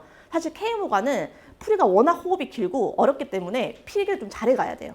왜냐하면 아이들이 거의 다 복습책, 예습책 해서 전 책을 2권씩 쓰는 편이거든요. 그 예습책을 주고 예습책을 걷어요. 그 보습책을 숙제를 줘요. 수업 때 다 풀어준 건데 애들 집 가서 못 풀어요. 그럼 결과적으로 이제 예습책 보고 다시 풀어 하면 자기 글씨를 못 알아보는 상황이 되면서 복습도 안 되는 이런 상황이 많기 때문에 사실은 해설지를 쭉 주는 것보다는 저는 다 써서 주는 편이거든요. 이 왼쪽에 있는 게 이제 기본 정석 대수 문제인데 오른쪽에 있는 거는 이제 제가 사실 애들한테 필기를 해서 준 거예요. 왼쪽엔 정석 해설지가 굉장히 불친절해요, 어머니. 결과 위주이기 때문에 왼쪽에 있는 거면 일단 흑백부터 얘들이 힘들어하는데 이제 왜 이렇게, 그러니까 문제가 뭐였냐면 가계 이등 분선이라는 조건이 이게 그림이 없었어요, 어머니. 그림이 아예 없는 문제고 이게 텍스트만 있는 문제였는데 가계 이등 분선 나오면 해설지에 보면 그냥 중학교 과정대로 푸니까 닮음을 쓰거든요. 근데 KMO에서 이제 이론들 배우면 우선정리라는 게 있어요. 가계 이등 분선가 원 나오면 일단 우선정리부터 의심해봐. 이런 도구들을 쥐어주는 거죠. 그럼 기본 정석을 풀 때 그냥 해설지를 그대로 전달하는 일반 선행학원이랑 이제 경시 내용을 알고 이런 것들 알려주는 강사들은 사실 대수에서 이제 삼각함수 이쪽 파트에서 차이가 많이 납니다. 영양 차이가. 그리고 이제 아이들한테 A급 설명할 때도 그냥 답안 해설지에 있는 풀이대로 알려준 선생님보다 경시 이론을 적용해서 조금 더 쇼커서 알려주는 선생님들 차이가 많이 나고 이런 것들은 제가 사실은 심심할 때 여기 동네 강남 3구 고1 기출문제 좀 풀어보는 스터디가 있는데 그 세화고라고 시험에 악명 못하는 학교가 하나 있어요. 진짜 큰일 나겠더라고요. 풀다가 손이 덜덜 떨려. 나는 강사인데 50분 만에 못 풀다니 막 이런 생각이 드는데 이런 자괴감이 드는 학교들 몇 개 있어요. 단대부고 이런 학교들 시험 진짜 살벌하거든요. 지문이 막 이만해요. 국어 시험인가? 막 이렇게 하는 시험들이 가끔 나오는데 그런 것들 보면 이제 아이들한테 이렇게 설명했다. 얘네들은 특목고가 아닌데 일반고인데 너무 시험이 어렵다라는 걸 이제 좀 풀어보면서 느끼는데 그런 거 세하고 기출문제 7번 정도 나오면 스튜어트 정리가 나와요. 근데 스튜어트 정리를 알면 한 줄인데 스튜어트 정리를 모르면 평면좌표를 그려서 점을 찍어서 점과 뭐 직선 사이에 뭐 거리 공식 쓰고 이런 것들을 해결해야 되는 문제가 되는 거죠. 그러니까 사실은 애들한테도 너 일반고 간다고 이렇게 아니라면 안 돼. KMO를 해야 돼. 그래서 저는 사실은 이게 경시를 좀 늦어서 나이가 좀 많아서 못한 친구들한테도 수업할 때 다 알려줘요. 이론들을. 그래서 이 반은 사실은 일반 선행 교과반이었는데도 불구하고 사실 우선 정리 다 알려준 거거든요. 어차피 닮음이야. 어렵지 않아. 닮음으로 설명된 거를 정리로 그냥 바꾼 것 뿐이야. 그냥 알아두면 좋아 하고 나서 나중에 보면 가계 이등분수 나오고 원 나오면 일단 애들이 우선 정리 이런 거 나와요. 이 모양이 우선 모양이거든요. 이렇게. 그래서 이런 것들을 애들 적용을 시켜서 그 이제 아이들 교재 최상위에 없는 이론들까지 KMO에서 다루기 때문에 아이들 도구가 좀 더 확장된다. 이렇게 설명을 드리는 거예요. 그래서 이제 저가 이제 수업을 사실 되게 많은 걸 해야 되는 상황인데 제가 월급반이랑 화목반을 둘 다 들어가게 될 텐데 월급반과 화목반이 과목이 좀 다양해요. 제가 이제 조합도 하고 A급 대수도 하고 공동서 원투를 하는데 이제 우리 빛과 소금 같은 이제 성민 원장님이 기여를 하실 거기 때문에 제가 그 나머지 영역을 채운다고 생각하시면 될 것 같습니다. 정수가 좀 빠져 있는 이유는 정수가 이제 사실은 단독 문제로 출제가 잘 안 된 지 꽤 됐어요. 조합이랑 섞여 나오고 아까 말씀하신 것처럼 대수랑 섞여 나오기 때문에 정수 내용 자체가 옛날에 있는 막 차이니스 막 그 나머지 정리 막 중국의 나머지 정리 이런 거 안 나오거든요. 그렇기 때문에 너무 이론적인 것보다는 정수 문제가 조합과 대수에 섞여 있는 문제들 위주로 수업을 한다 생각하시면 되고 공통서 원투는 워낙 여기가 1, 2, 3단계가 체계적으로 좀 잘 돼 있는 편이라 사실 그 단계를 잘 따라가게 유지만 해주면 사실 성공이다. 하지만 이제 조합 원투랑 A급 대수 정리는 타 학원에서 하는 거는 보통 기하 대수를 메인으로 갈 거예요, 어머니. 기하 대수를 메인으로 하고 A급은 이미 끝난 친구들 위주로만 받을 거예요. 하지만 저희는 일단은 그거를 의심하는 거죠. A급을 배워왔지만 나한테 배운 건 아니잖아. 다시 내 스타일대로 설명을 다시 해볼게 정도의 의미도 좀 사실 있거든요. 그래서 조합 같은 경우에는 사실은 조합을 되게 나중에 해요. 기하대수를 먼저 하고 조합 정수를 나중에 KMO가 선생님이 뭐 특강식으로 주 1회 간단하게 4, 5회 하고 끝나는 수업들이 굉장히 많은데 그거는 사실은 이 아이들이 정말 영재학교 가거나 혹은 대치동에서 이제 강남 3구 상위권 일반고를 간다고 쳤을 때 사실은 확률과 통계가 수능 과목이 돼버렸잖아요, 어머니. 그러면 저희 아이들이 KMO에서 배우는 이 조합 스텝 1, 2는 사실은 고2 확률 통계 가르칩니다. 경우에서 나는 순열조합에서 나오는 이제 중복조합. 굉장히 중요한 내용이거든요. 그런 것까지 다 가르친다 생각하시면 돼요. 생각보다 잘 따라가요. 그게 고2 거라고 안 알려주면.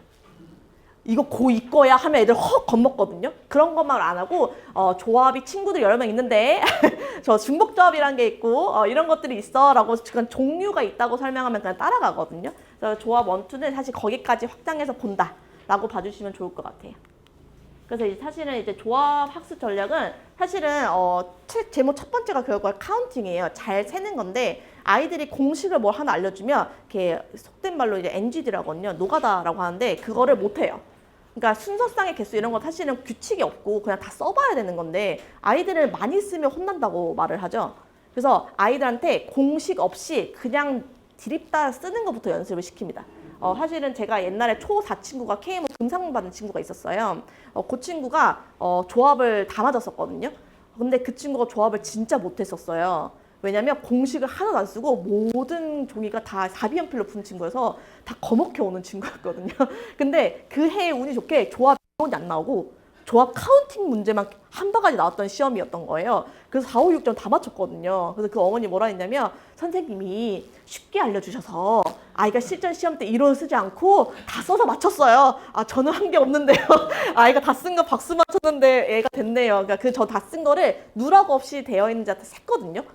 공식으로 만약에 36까지 나오면 36개를 다 쓰는 친구였어요. 그래서 그 친구를 막연한 나열을 했지만 기준을 세웠는지 정도는 확인했거든요. 그러니까 작은 수부터 나열했니? 너무 중구난방은 안 돼. 막 이 정도만 이제 캐치를 해줘서 시험을 봤던 거였고 일단은 이제 문제가 길면 우리 아이들은 아이가 저학년에서 못 풀거든요. 그래서 단순하게 해서 아이들이 이제 케이스 분류 해서 1부터 시작할 때 홀수, 짝수 이렇게 분류하는 케이스부터 알려주거든요. 그래서 조합은 사실은 요즘에는 좀 다시 일찍 시작하는 게 좀 좋지 않을까 해서 좀 트렌디하게 먼저 좀 땡겨서 조합 스텝 1 하고 A급 대수 정리하고 조합 스텝 2를 하는 이런 순서로 아마 진행하게 될 것 같습니다. 이제 A급은 사실은 제가 대수 수업을 굉장히 많이 했어요. 사실은 문제집의 페이지와 위치까지 외울 정도로 사실은 제가 작년 겨울방학 특강도 A급 대수 총정리를 수업했었고 그 반이 이제 C땡S 학원에서 이제 초6인데 영재반 가 있는 친구들이 제 방특을 들어 굉장히 많이 왔었거든요. 그래서 그 수업을 하면서 A급 하면서 아이들이 뭐라고 했냐면 생각보다 풀이가 짧네요. 저거 되게 긴 문제였는데 선생님 이 문제 없네요. 책이 없어요? 그 문제는 그렇게 좋은 문제는 아니야. 그런 거 있잖아. 네모 더하기 막 네모 몇연산 이런 거 약간 복면산 이런 건 사실 유행이 좀 갔거든요, 언니. 그래서 그런 것들은 빼고 이제 약간 사실 이 책은 모든 문제가 수록돼 있기보다 제가 봤을 때 기준이 있는 문제들이 들어가 있는 거예요, 어머니. 편집이 되어 있는 교재입니다. 그래서 사실은 단순하게 이제 함정 체크한다거나 이런 것들인데 저는 어머님들 나중에 보시면 아시겠지만 전 책을 다 걷어요. 애들이 학원에 도착을 하면 학원에다 책 앞에 대다 냅니다. 그럼 제가 1페이지 다시 확인을 해요. 그래서 애들이 굉장히 싫어하는데 제가 그래서 포스트에다 붙이거든요. 여기 비었다. 이렇게 요거 필기 좀 이상하다. 이런 거 다 포스트에 붙이고 끝난 거는 오른쪽 포스트에 붙이게 어머님들 말씀을 드려요. 제가 붙이는 거 위에 붙이고 어머님들 붙이는 거 가로로 붙이게. 이렇게 해서 제가 다 체크를 해서 보내거든요. 그러니까 이제 대수는 사실 강사가 얼마나 꼼꼼한지에 따라서 실력 차이가 많이 납니다. 옆에서 계속 봐야 돼요. 애들이 풀다가 갑자기 답만 뾰로롱 나오는 경우가 굉장히 많기 때문에 사실 옆에 다 봐줘야 되거든요. 그래서 조합이랑 대수는 사실은 책을 굉장히 많이 거두는 편이고 그래서 책이 2권인 거예요. 예습책을 거둬야 되기 때문에 정말 얘가 이해해서 필기 정말 옮겨 적었나?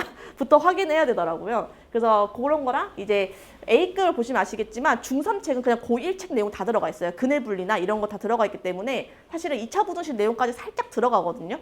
그래서 고등개념과 한다는 건 결과적으로 A급 정도 풀면 중3 일반 시중교재는 다 쉽게 풀리는 이유가 고등수학을 하고 중3 걸 풀면 쉽지 않겠습니까, 어머니? 그래서 좀 더 위에서 바라볼 수 있는 안목을 기른다라고 생각해 주면 될 것 같습니다. 그래서 이제 일단은 고등선행에 좀 힘을 쓰는 편인데요. 왜냐면 이제 조합이랑 중등 A급 수업은 주 1회 그러니까 1회 수업인데 공수 1, 2는 저희 학원에서 보는 것들은 이제 메인 수업, 화목반 수업이기 때문에 주 2회 수업이기 때문에 시간도 오래 걸리고 실력이 쌓인 좀 걸려요, 어머니. 그러면 이제 시중에 있는 많은 이제 공수 1, 2 반들과 차별성을 본다고 하면 저는 일단은 굉장히 쓰는 거에 집착을 하는 스타일입니다, 어머니. 일단 네가 생각한 거를 상대방이 알아볼 수 있게 잘 써야 돼. 옛날에 경기 가고 떨어졌던 남학생이 진짜 수학을 잘했어요. 기하와 벡터까지 다 했던 남학생이라 제가 저보다 수학을 잘할 것 같다 생각을 했던 친구였는데 그 친구가 경기 가고를 떨어졌어요. 기하 벡터까지 다 끝나고 일반 분리까지 끝났던 친구였거든요. 그래서 10개 중에서 7개를 맞췄었어요. 가채점 했을 때 100% 합격이다. 어떻게 영재고 시험을 7개나 맞춰 대박 대박 했는데 떨어졌어요. 그 친구가 프리스킵이 너무 많아서 네, 서술형이 다 감점된 거죠. 이게 딱 봐도 이등분 사각형인데 왜 이등분 사각형인지 안 쓴 거죠. 예를 들면. 근데 그런 것들 때문에 그 친구가 경기 북가고로 갔어요. 결국.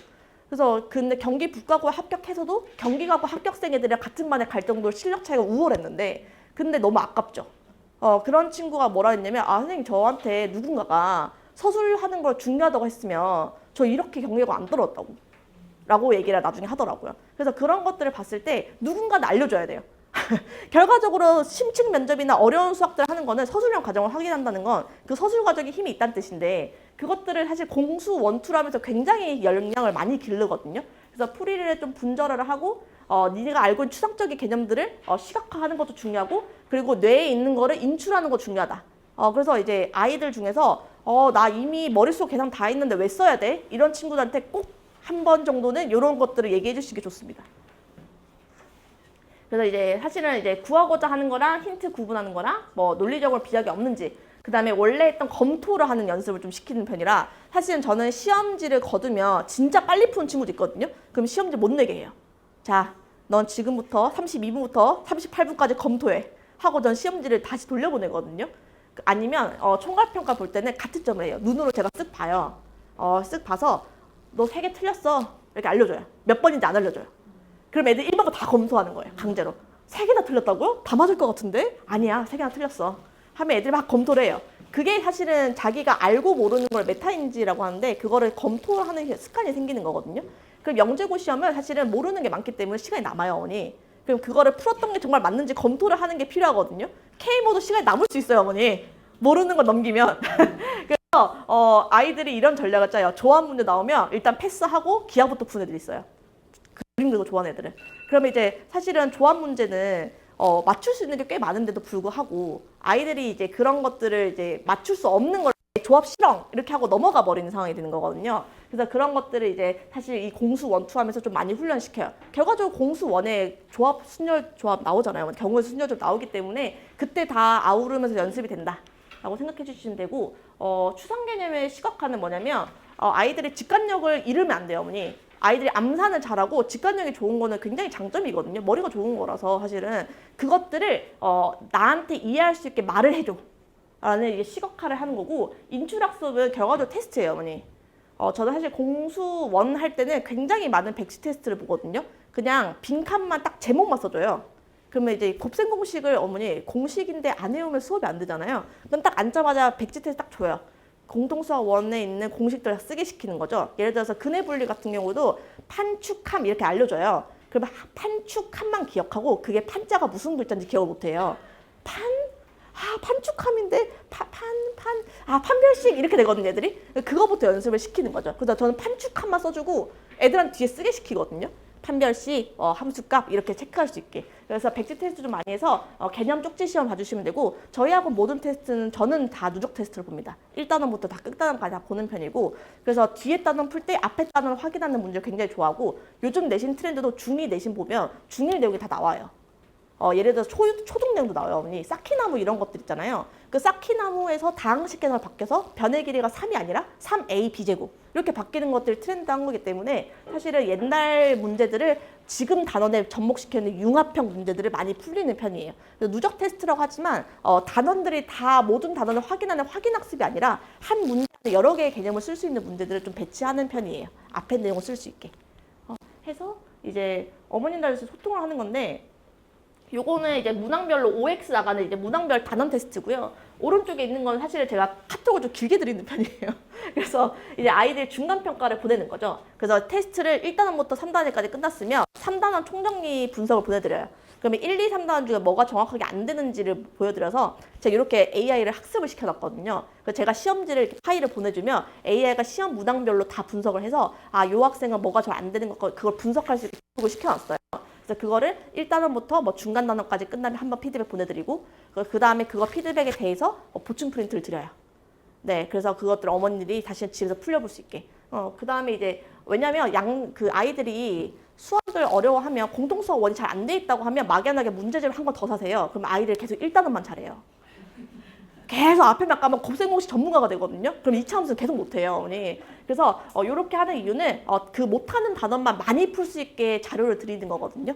그리고 이제 아이들 이제 컨디션 관리를 해서 이번 주 숙제가 좀 잘 안 돼 있던데 아팠나요? 하면 어김없이 코로나. 어김없이 독감이더라고요. 그래서 그런 컨디션 체크해서 그러면 아이한테 이 밀려있는 부분을 어떻게 해결할지도 알려줘야 되거든요. 애들이 어리기 때문에. 그러니까 애들이 밀리면 울어요. 나 하고 가기 싫어. 숙제 하나도 안 돼 있잖아. 앞에 거 다 까먹어서 기억이 안 나. 하면 저 어떻게 하죠? 과감하게 거기 버리자. 새로 시작하는데 화이트게서 다시 풀어보자. 네가 안 푼 데서 시험이 나오지 않아. 어머니 그렇잖아요. 어머니 내가 안 푼 부분에서 100% 시험에 그 문제가 다 나오는 게 아니기 때문에 결과적으로 1부터 100까지 본다고 해서 중간에는 10이 빠졌다고 해서 90을 버릴 수는 없잖아요. 어머니. 결과적으로 이 수업은 완주를 하면 똑똑해져요. 어머니. 그럴 수밖에 없는 프로그램이에요. 어머니. 완주를 한 친구가 괜히 많지 않아요. 결과적으로. 애들 중간에 드랍이 된단 말이에요. 이런 부분이 구멍인 것 같아서 드랍하겠습니다. 이런 부분이 구멍이 드랍하겠습니다 하면 결과적으로 그 앞에만 계속 뺑뺑뺑 도는 아이가 되기 때문에 아이들 결과적으로 1부터 시작했으면 일단은 끝 완주를 하면 결과적으로 똑똑해져요. 저는 항상 수업할 때 첫 수업 때 이 아이가 1년 어떻게 하지? 너무 못하는데? 라는 생각 가끔 하거든요. 근데 나중에 보면 아이들이 갑자기 뾰로롱 하고 영적으로 가 있어요. 어떻게 갔어? 이렇게 하면 대단해요. 이런 생각들을 굉장히 많이 하기 때문에 과학고 입시도 12월에 만나면 애들이 중학교 거잖아. 제일 많이 하는 말 중학교 거야. 중학교 거야. 너 중3이라고 막 이런 얘기 많이 하는데 결과적으로 과거로 뾰로롱 가요. 합격하고도 어떡하지 우리? 합격했는데 어떡하지? 애들이 5등급 안에만 들면 되죠? 뭐 이러고 가요. 씩씩하게. 그리고 떨어진 친구들도 되게 연락을 자주 하는데 떨어진 친구가 올해는 보잉고를 많이 갔어요. 그래서 보잉고가 가까우니까 가끔 놀러 오거든요. SM에. 그래서 이제 1층이 스타벅스니까 얘기를 해보면 애들이 떨어져서 좀 슬프지 않아? 과학고 떨어졌잖아. 선생님 꼴도 보기 싫지 않아? 선생님이 떨어뜨려서 합격 못 시켜줬는데 이런 얘기 하면 보잉고 갖는 자기가 상위권이라는 거죠. 저 잘하는 편이에요. 보잉고 수학 2등급이에요. 어떻게 수학을 2등급 받지? 수학 때문에 과거를 떨어졌는데? 이런 얘기를 가끔 하거든요. 그러면 애들이 웃으면서 또 이러신다 말하면서 저 잘하는 편이라니까요. 이런 얘기를 한다는 거는 결과적으로 아이들이 그 1년을 지나면서 커가는 과정을 저는 쭉 봐왔기 때문에 확신을 갖고 이제 보는 거예요. 결승점에서 보고 이제 시작점을 보는 이유는 아이들 어차피 잘 될 거기 때문에 결과적으로 이 완주를 했을 때 시작점을 이게 좀 힘내서 할 수 있다라는 이제 어머님들의 용기와 아이들의 이제 신뢰를 얻는 거죠. 그래서 일단은 이제 로드맵은 사실은 이제 결과적으로 제가 가르친 친구들 의대도 많이 가요. 의대를 가려고 이제 외대부고나 뭐 민사고 이런 것들 지원한 친구들이 꽤 많습니다. 과고로 떨어지면 자사고로 갈 수 있어요, 어머니. 지원이 가능하거든요. 그래서 과고로 떨어진 친구 중에서 외대부고나 혹은 하나고나 북일고 이런 학교들 꽤 간 친구들이 있어요. 그다음 인천 하늘고 이런 학교들 간 친구 꽤 있기 때문에 그 아이들과도 소통을 해보면 결과적으로 그 친구들은 의대를 가기 위해서 잘 선택한 것 같다라는 얘기를 가끔 하거든요. 그래서 제가 생각했을 때는 왼쪽과 오른쪽을 봤을 때 이제 요 동네는 K모를 한 친구가 일반고 기출 킬러 풀 때 굉장히 도움이 많이 됩니다, 어머니. 특히 기하는 도움이 많이 돼요. 기하로 했을 때 쇼컷이 많이 나오기 때문에 요즘 대충 유행한 막 거리고비나 이런 것들도 결과적으로 이렇게 비례 관계를 이용해서 푸는 거기 때문에 사실 킬러 문항 풀 때는 좀 K모 문제들 좀 도움이 될 것 같고 결과적으로 이제 K모나 올림피아드, 화올, 무롤까지 다 섭렵을 했다고 하면 영재고 과고랑 그러니까 설카포디우 있잖아요. 이게 20계열 탑 학교들을 가는데 큰 문제는 없다. 그래서 이런 수업들 하는 건 첫 시작이거든요, K모가. 수학적 그릇도 넓혀놓은 다음에 거기에 어떤 걸 담을 수 있게 넓혀놓은 상태에서 뭘 담아도 담기게. 이렇게 하는 것이 사실 K모 수업의 목적이라고 생각합니다, 어머니. 그래서 저는 여기까지 준비했고요, 어머니. 그래서 좀 다르게 사고하게 해서 아이들이 좀 결과가 좀 좋을 수 있게 관리하겠다라는 제 설명이었습니다, 어머니. 감사합니다. 정말 쑥 빠져들지 않습니까? 그리고 네, 우리 위대하신 영도자이시자. 그쵸. 뒤에 거만 좀 끄고.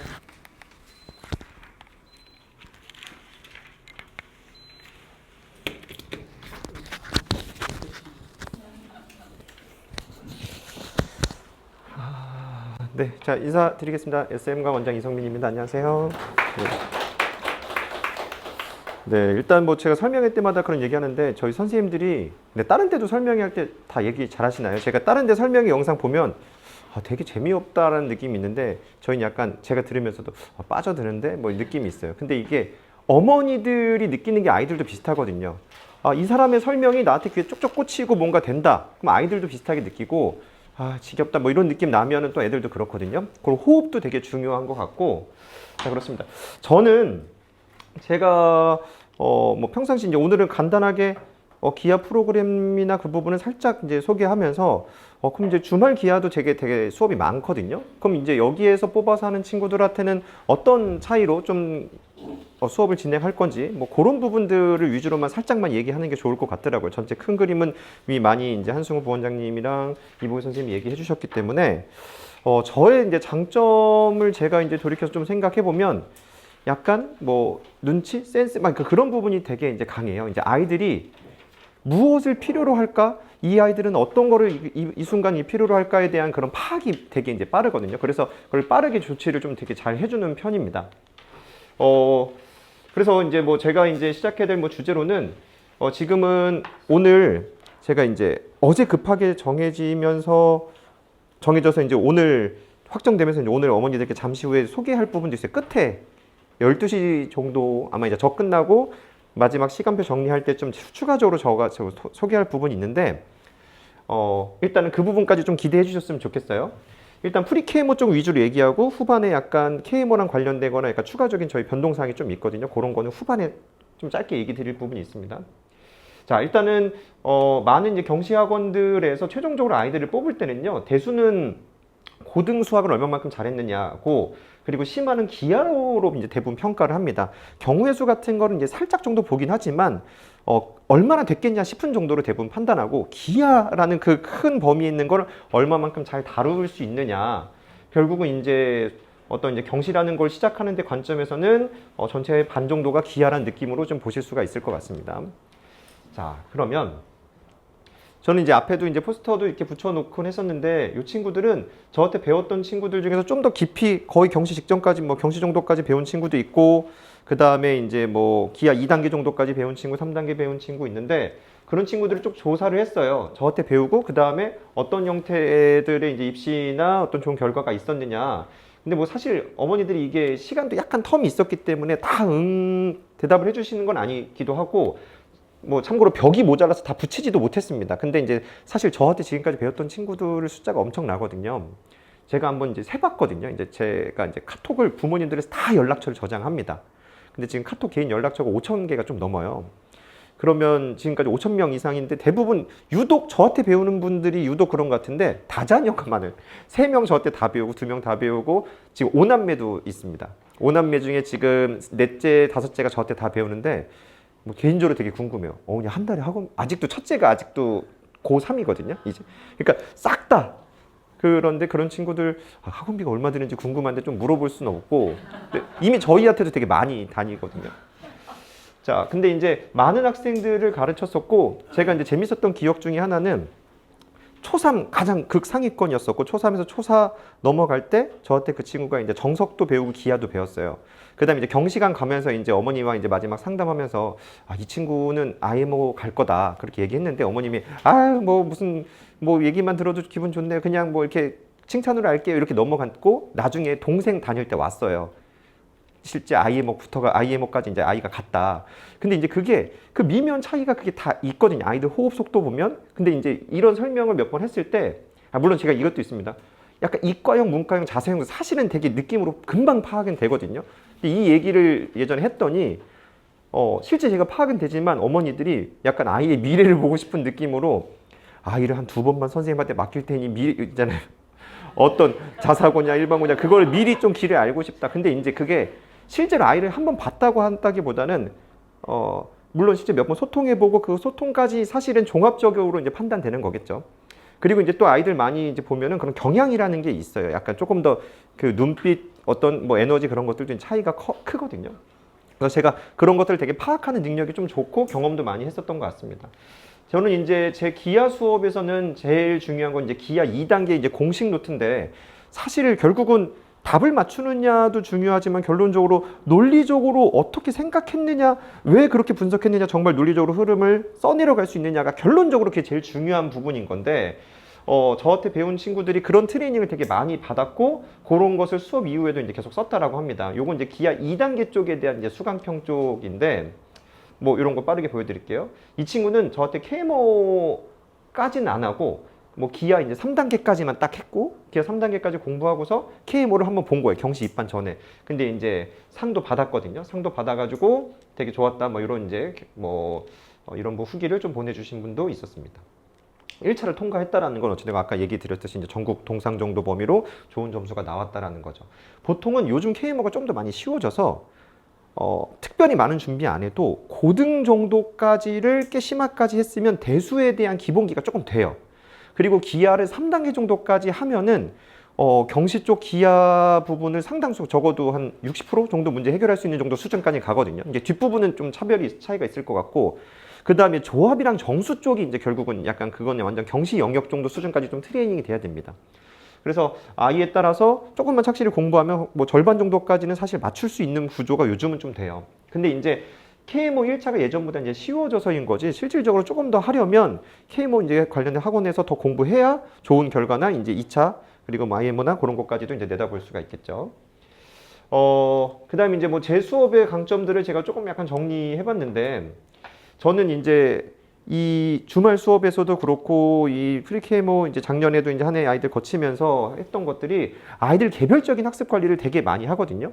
제가 이제 이 어머니와 얼마나 많이 교류했지를 이렇게 그 카톡으로 했더니 캡처가 아예 안 되더라고요. 오류가 뭐 이걸 보여드릴 수가 없을 정도로 너무 많은 교류를 했었어가지고 실제 이제 그래서 제가 이제 좀 많이 하는 거는 아이들이 올바르게 풀었는지를 제가 이제 체크해 드리는 걸 많이 해요. 정규 과정인 거니까 그 교류가 훨씬 많거든요. 해서 보내고 그 다음에 제가 채점하거나 요거 과정 틀린 것들 잡아주고 그래서 어머니도 사실 이제 대수 쪽 라인은 어머님이 약간 흐름을 끝까지 가져가시는 경우 있는데 기하는 계속 할 때 이게 맞는 거야 틀린 거야 하면서 갸우뚱하면서 계속 싸우기 힘드니 그냥 넘어가는 경우들이 있거든요. 그거를 제가 다 체크해 주니까 뭔가 좀 안정적으로 좀 좋습니다. 그리고 뭐 이런 얘기도 해요. 사실 실시간이라는 말 자체가 약간 모순이지만 저랑 교류하시는 어머니들은 언제 잠을 자냐 어떻게 이럴 수 있냐 싶을 정도로 되게 그 호흡 속도가 되게 빠르다고 얘기하세요. 그래서 이런 부분들도 많이 하고 그 다음에 이제 제가 이제 좀 어려운 문제들은 이제 약간 아이들을 이해시켜주기 위해서 컴퓨터 같은 자료를 많이 이용해서도 이제 시각적으로 보여주거든요. 그러니까 아이들이 훨씬 더 배울 때 편안하게 배워지는 부분도 있습니다. 그 다음에 이제 이것도 되게 중요한 게 우리가 이제 최종적으로 문제 답을 아는 게 아니고 이거 도대체 어떻게 해야 하는지에 대한 접근 전략을 제가 계속 동기를 아이들한테 찾는 방법을 알려줘요. 이런 조건이 있을 땐 이렇게 하는 거야 라는 걸 계속 강조하면서 그걸 만들어 주거든요. 그래서 우리가 이제 그 문제를 아는 것뿐만 아니라 비슷한 문제들이 나왔을 때 그걸 분석해내는 능력에 대한 트레이닝을 굉장히 많이 한다. 전체적으로 이런 부분이 좀 강점이라 할 수 있겠습니다. 요건 이제 트레이닝 참고로 이제 프리케모 과정에서도 이 트레이닝들은 다 들어가는데 아이들이 적어도 정말 중등에 나오는 주요 개념들을 정말 다 알고 있는지 다 체크를 해야 되는 거고요. 그 다음에 요거는 근데 정말 라이트한 거죠. 정말 너 알고 있어? 공식은 알고 있어? 그 다음에 정말 그걸 논리적으로 서술 가능해? 라는 그런 부분들을 제가 이제 계속 체크를 합니다. 그런 과정들의 이제 시험지들이고요.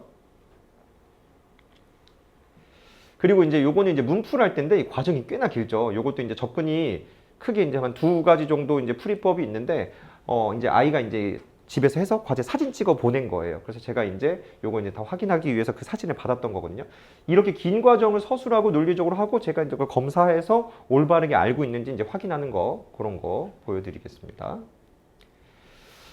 이제 뭐 저는 이제 차별점이라고 한다라는 것은 저라는 사람이 이제 뭐 이렇게 얘기할 수 있죠. 그러면 이제 주말 수업은 대충 가르치고 프리케어만 더 잘 가르쳐 주시는구나. 뭐 그거는 아니고 사실 전 최선을 다해서 수업을 하는데 뭐 인원적으로도 그렇고 조금 더 균일한 것도 있어요. 사실 저는 조금 더 과제나 학습량을 조금 더 많이 가져가고 싶은 선생님인데 예전에 제가 대치동 첫 수업을 딱 하고서 대치동이니까 좀 다르게 해야지 뭐 한 과제를 한 80문제 냈더니 바로 몇 명 나가더라고요. 선생님 아이가 수업을 너무 좋다고 하는데 우리 아이가 그걸 따라갈 시간이 없어요. 하면서 그랬던 경험이 있거든요. 근데 이제 주말 수업은 주말 수업에 걸맞는 정도의 과제량을 어머니들이 딱 원하십니다. 대부분 숙제량 얼마나 되나요? 해서 정답은 한두 시간이면 돼요 라는 그거 하면은 그럼 요건 됐고 이렇게 딱 하시잖아요. 근데 사실 아이의 실력을 완성하기 위해선 과제량 좀 더 돼야 되고 정말 트레이닝도 많이 해야 되거든요. 근데 평일과 주말의 차이점 중에 가장 하나는 무엇을 메인으로 삼느냐예요. 사실 주말 듣는 친구들은 평일에 무언가에 이렇게 매여 있어요. 매여 있다 보니까 제가 이제 과제 교류를 되게 많이 하거든요. 어머니들한테 교류를 얘기해서 언제까지 최소한 과제를 보내야 된다. 만약에 토요일 아침 수업이라고 생각해 보세요. 적어도 목요일까지는 나한테 과제가 처음 와야 채점한 게 아이한테 금요일날 가고 그걸 고친 걸 나한테 한 번 더 내가 교류할 수 있다라고 얘기하는데 정말 많은 아이들이 금요일 밤이나 토요일 오전에 과제가 와요. 그럼 내가 얘기하거든요. 이거는 병원 가서 여기 아픕니다 하고 듣고 그냥 가는 거라고. 그러니까 뭐 채점은 제가 해주긴 하는데 교류가 안 되잖아요. 그러니까 아이가 근데 그게 일부러 안 하는 게 아니고 엄마도 일부러 안 하는 게 아니에요. 왜냐면 매일 전날까지 해야 될 과제가 매일매일 꽉 차 있으니까 방법이 없는 거거든요. 근데 사실 이 차이는 결국은 무엇을 메인으로 삼느냐의 차이인 것이고 평일로 잡아주면 제가 과제량도 늘리고 그 교류량이나 그런 것들이 훨씬 더 압도적으로 이제 많이 갑니다. 그러니까 훨씬 더 유리한 것도 있고 그리고 주말 수업 같은 경우는 조금 더 균일하지 않은 친구들이 모여 있어요. 그래서 모두에게 다 맞는 걸 하다 보니까 조금 더 폭넓게 그냥 일반적인 얘기들로 수업하게 되는데 균일하면 조금 더 호흡 스피드랑 그 아이들의 공통적으로 모르는 거 위주로만 잡게 되고 제가 이제 채점을 하니까 이 아이들이 수업 전에 무엇을 모르는지 제가 다 파악을 하고 수업을 시작하거든요. 그러니까 훨씬 더 좋은 수업들을 진행하는 게 가능합니다. 차별적이라면 어쨌든 큰 틀에서 과제 교류라는 부분도 많고 개인적인 어떤 교류, 뭐 이건 꼭 상담은 전화 상담도 있고 카톡 교류도 있지만 이런 부분이 되게 많이 이루어진다. 이게 이제 큰 차이점이라고 볼 수가 있습니다. 제가 이제 기아 3단계 수업을 이제 하는데 요거는 이제 그 내용이에요. 기아 3단계 배우는 내용 중에 조금 그래도 이제 내용이 긴 편인 건데 자, 이게 아이가 필기한 게 아니고요. 시험 본 겁니다. 과제 사진 찍어서 보낸 거예요. 이게 뭐냐면 학원에 제 이제 3단계 수업 시스템에서는 제가 알려주고 집에 가기 전에 모든 걸 제 앞에서 서술형으로 증명해야지 가고 과제를 한번 더 해오게끔 하는데 이 정도 긴 내용은 이해하지 않고 외울 수 있는 게 아닙니다. 그러니까 저는 이 정도를 이해하지 않고 외울 수 있으면 네가 머리는 최고다. 근데 그게 의미는 없죠, 그런 건. 근데 이 정도를 서술할 수 있는 논리 구조가 되려면 완벽히 기하적으로 이해가 돼야 되거든요. 이게 되려면 크게 두 가지가 필요합니다. 하나는 이런 증명에 대한 두려움이 없어야 되는 거고 그냥 뭐 세 가지로 얘기할 수 있겠네요. 증명에 대한 두려움이 없어야 되는 것이고 또 다른 하나는 이런 증명이 다 개별적인 게 아니고 약간 블록들이 잡히거든요. 약간 코딩 같은 것도 다 한 줄 한 줄 쓰지만 약간 블록 코딩이라고 해서 약간 그룹을 지어주면 이게 논리가 회로가 진행되는 게 있어요. 약간 아이폰 단축어 그런 기능이 그런 게 있는데 이 흐름이 한 블록들이 약간 그룹 지을 수 있을 정도로 흐름이 내용이 이어집니다. 근데 이 그룹들은 2단계 때 굉장히 트레이닝이 많이 되는 거예요. 이런 구조야라는 트레이닝들을 많이 해서 이거는 그럼 이 블록 이런 구조에서 이게 나오는 거네라는 이 아이는 큰 틀에서 한 3-4블록 정도의 원리만 이해하면 그게 조합이 되는 거거든요. 그 다음에 결국은 이걸 올바르게 알고 가는지를 다 저한테 받고 간 거기 때문에 이런 것들을 이제 서술이 되는 거죠. 근데 이제 제가 이런 것들을 이제 수업하는 데 있어서 아이들을 잘 끌어주려면 저는 이제 제가 처음 배울 때는 교재에 그림이 있는 방식으로 수업을 해요. 자, 이게 제가 이제 최근에 저한테 들었던 학생의 예시를 좀 들을 수밖에 없는데 최근에 기아 2단계까지 들었던 친구가 기아를 굉장히 이제 감이 쫙 오르면서 엄청 잘했었는데 그 친구 한 반년 정도 만에 이제 저한테 다시 왔어요. 3단계 하겠다고. 근데 기아를 너무 못하는 거예요. 그래서 너 왜 이렇게 요즘 감이 떨어졌어 했더니 자기 다 바보 됐다고. 왜 그랬더니 어디 학원 경시관에 갔는데 거기서 수업하면서 감이 쫙 떨어졌다는 거예요. 사실 어머니들이 이렇게 와닿지가 않죠. 왜 그렇지? 근데 저는 이제 그런 걸 파악하는 능력이 제가 봐서는 좋은데 실력이 아이들이 급속도로 주는 구간이 있어요. 잘못 공부했을 때. 실력 정성 연습 문제 할 때랑 경시관 다닐 때 실력이 그냥 기가 막히게 막 줄어드는 기간이 있습니다. 왜냐하면 실력 정성 연습 문제가 자기 수준에 조금만 안 맞으면 또는 학습 방식이 안 맞으면 많은 내용을 결국 해결하지 못하고 선생님 설명을 듣고 옵니다. 그럼 만약에 3개월이라고 치면은 3개월 동안 아이는 계속 설명을 듣기만 하고 필기만 해오는 거예요. 사고하지 않아요. 그 어려운 걸 하는 거기 때문에 뭔가 고통은 있고 뭔가 한 것 같지만 실질적으로 수학 문제 해결 능력이 쭉 줄거든요. 경시관도 비슷해요. 이게 아이가 물론 이건 선생님의 역량도 크겠죠. 아이가 받아들일 수 있는 방식으로 알려주는 그것을 취했느냐 그리고 또는 아이가 그걸 충분히 할 수 있는 상태에 커리큘럼에 맞게 짜여져 있느냐 또는 그런 아이들을 뽑았느냐까지 맞춰줘야 되겠지만 무엇 하나만 균형이 안 맞으면 아이는 끊임없이 필기하고 옵니다. 잘 안 돼요, 그게. 그러면서 계속 무언가 그냥 약간 전 이런 표현하거든요. 좀비처럼 된다고 이렇게 그런 경향이 좀 있습니다. 그럼 그게 되지 않으려면 아이를 그 단계까지 올려야 되는 건데 그 단계까지 올리기 위해서는 저는 뭘 봤냐면 경시학원 갔을 때 이제 아이들이 제일 어려워하는 건 기하에서 제일 어려워하는 건 크게 두 가지예요. 논리적인 확장. 그러니까 내가 중등을 다 배운 적 있지만 중등에 대한 감이 다 살아있는 게 아니에요. 근데 제 2단계 정도 수업을 하게 되면 그 감이 다 살아있으니까 블록블록들의 합에 대한 논리가 됩니다. 그 다음에 마지막 또 하나가 이 경시 문제들이나 이런 걸 많이 경험해 본 적이 없으니까 문제를 읽고 그림을 그리는 것도 어려운데 이 논리 구조도 너무 어려운 거예요.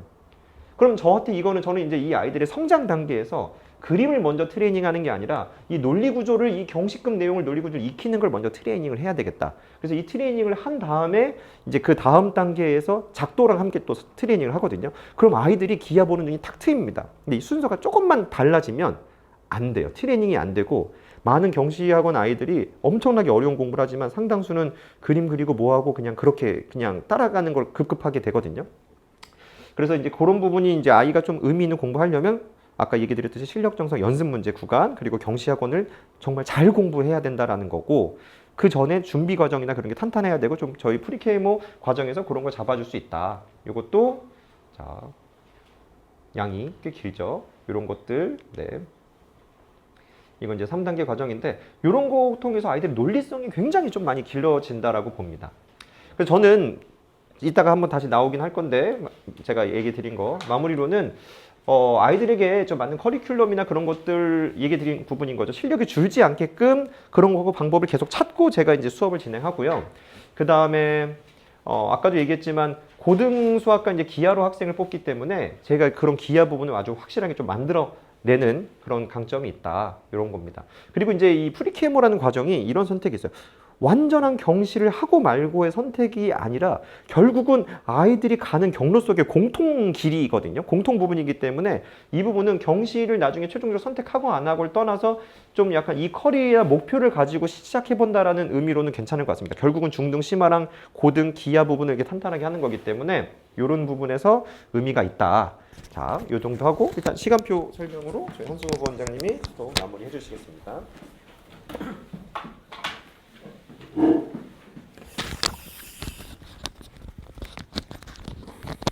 네, 역시 기하 들어야 되겠죠. 일단 시간표 얘기를 좀 말씀드리겠습니다. 저희가 뭐 다양한 시간표가 있고 많이 있는데 일단 프리케이모 관련된 것만 설명을 드릴 거예요.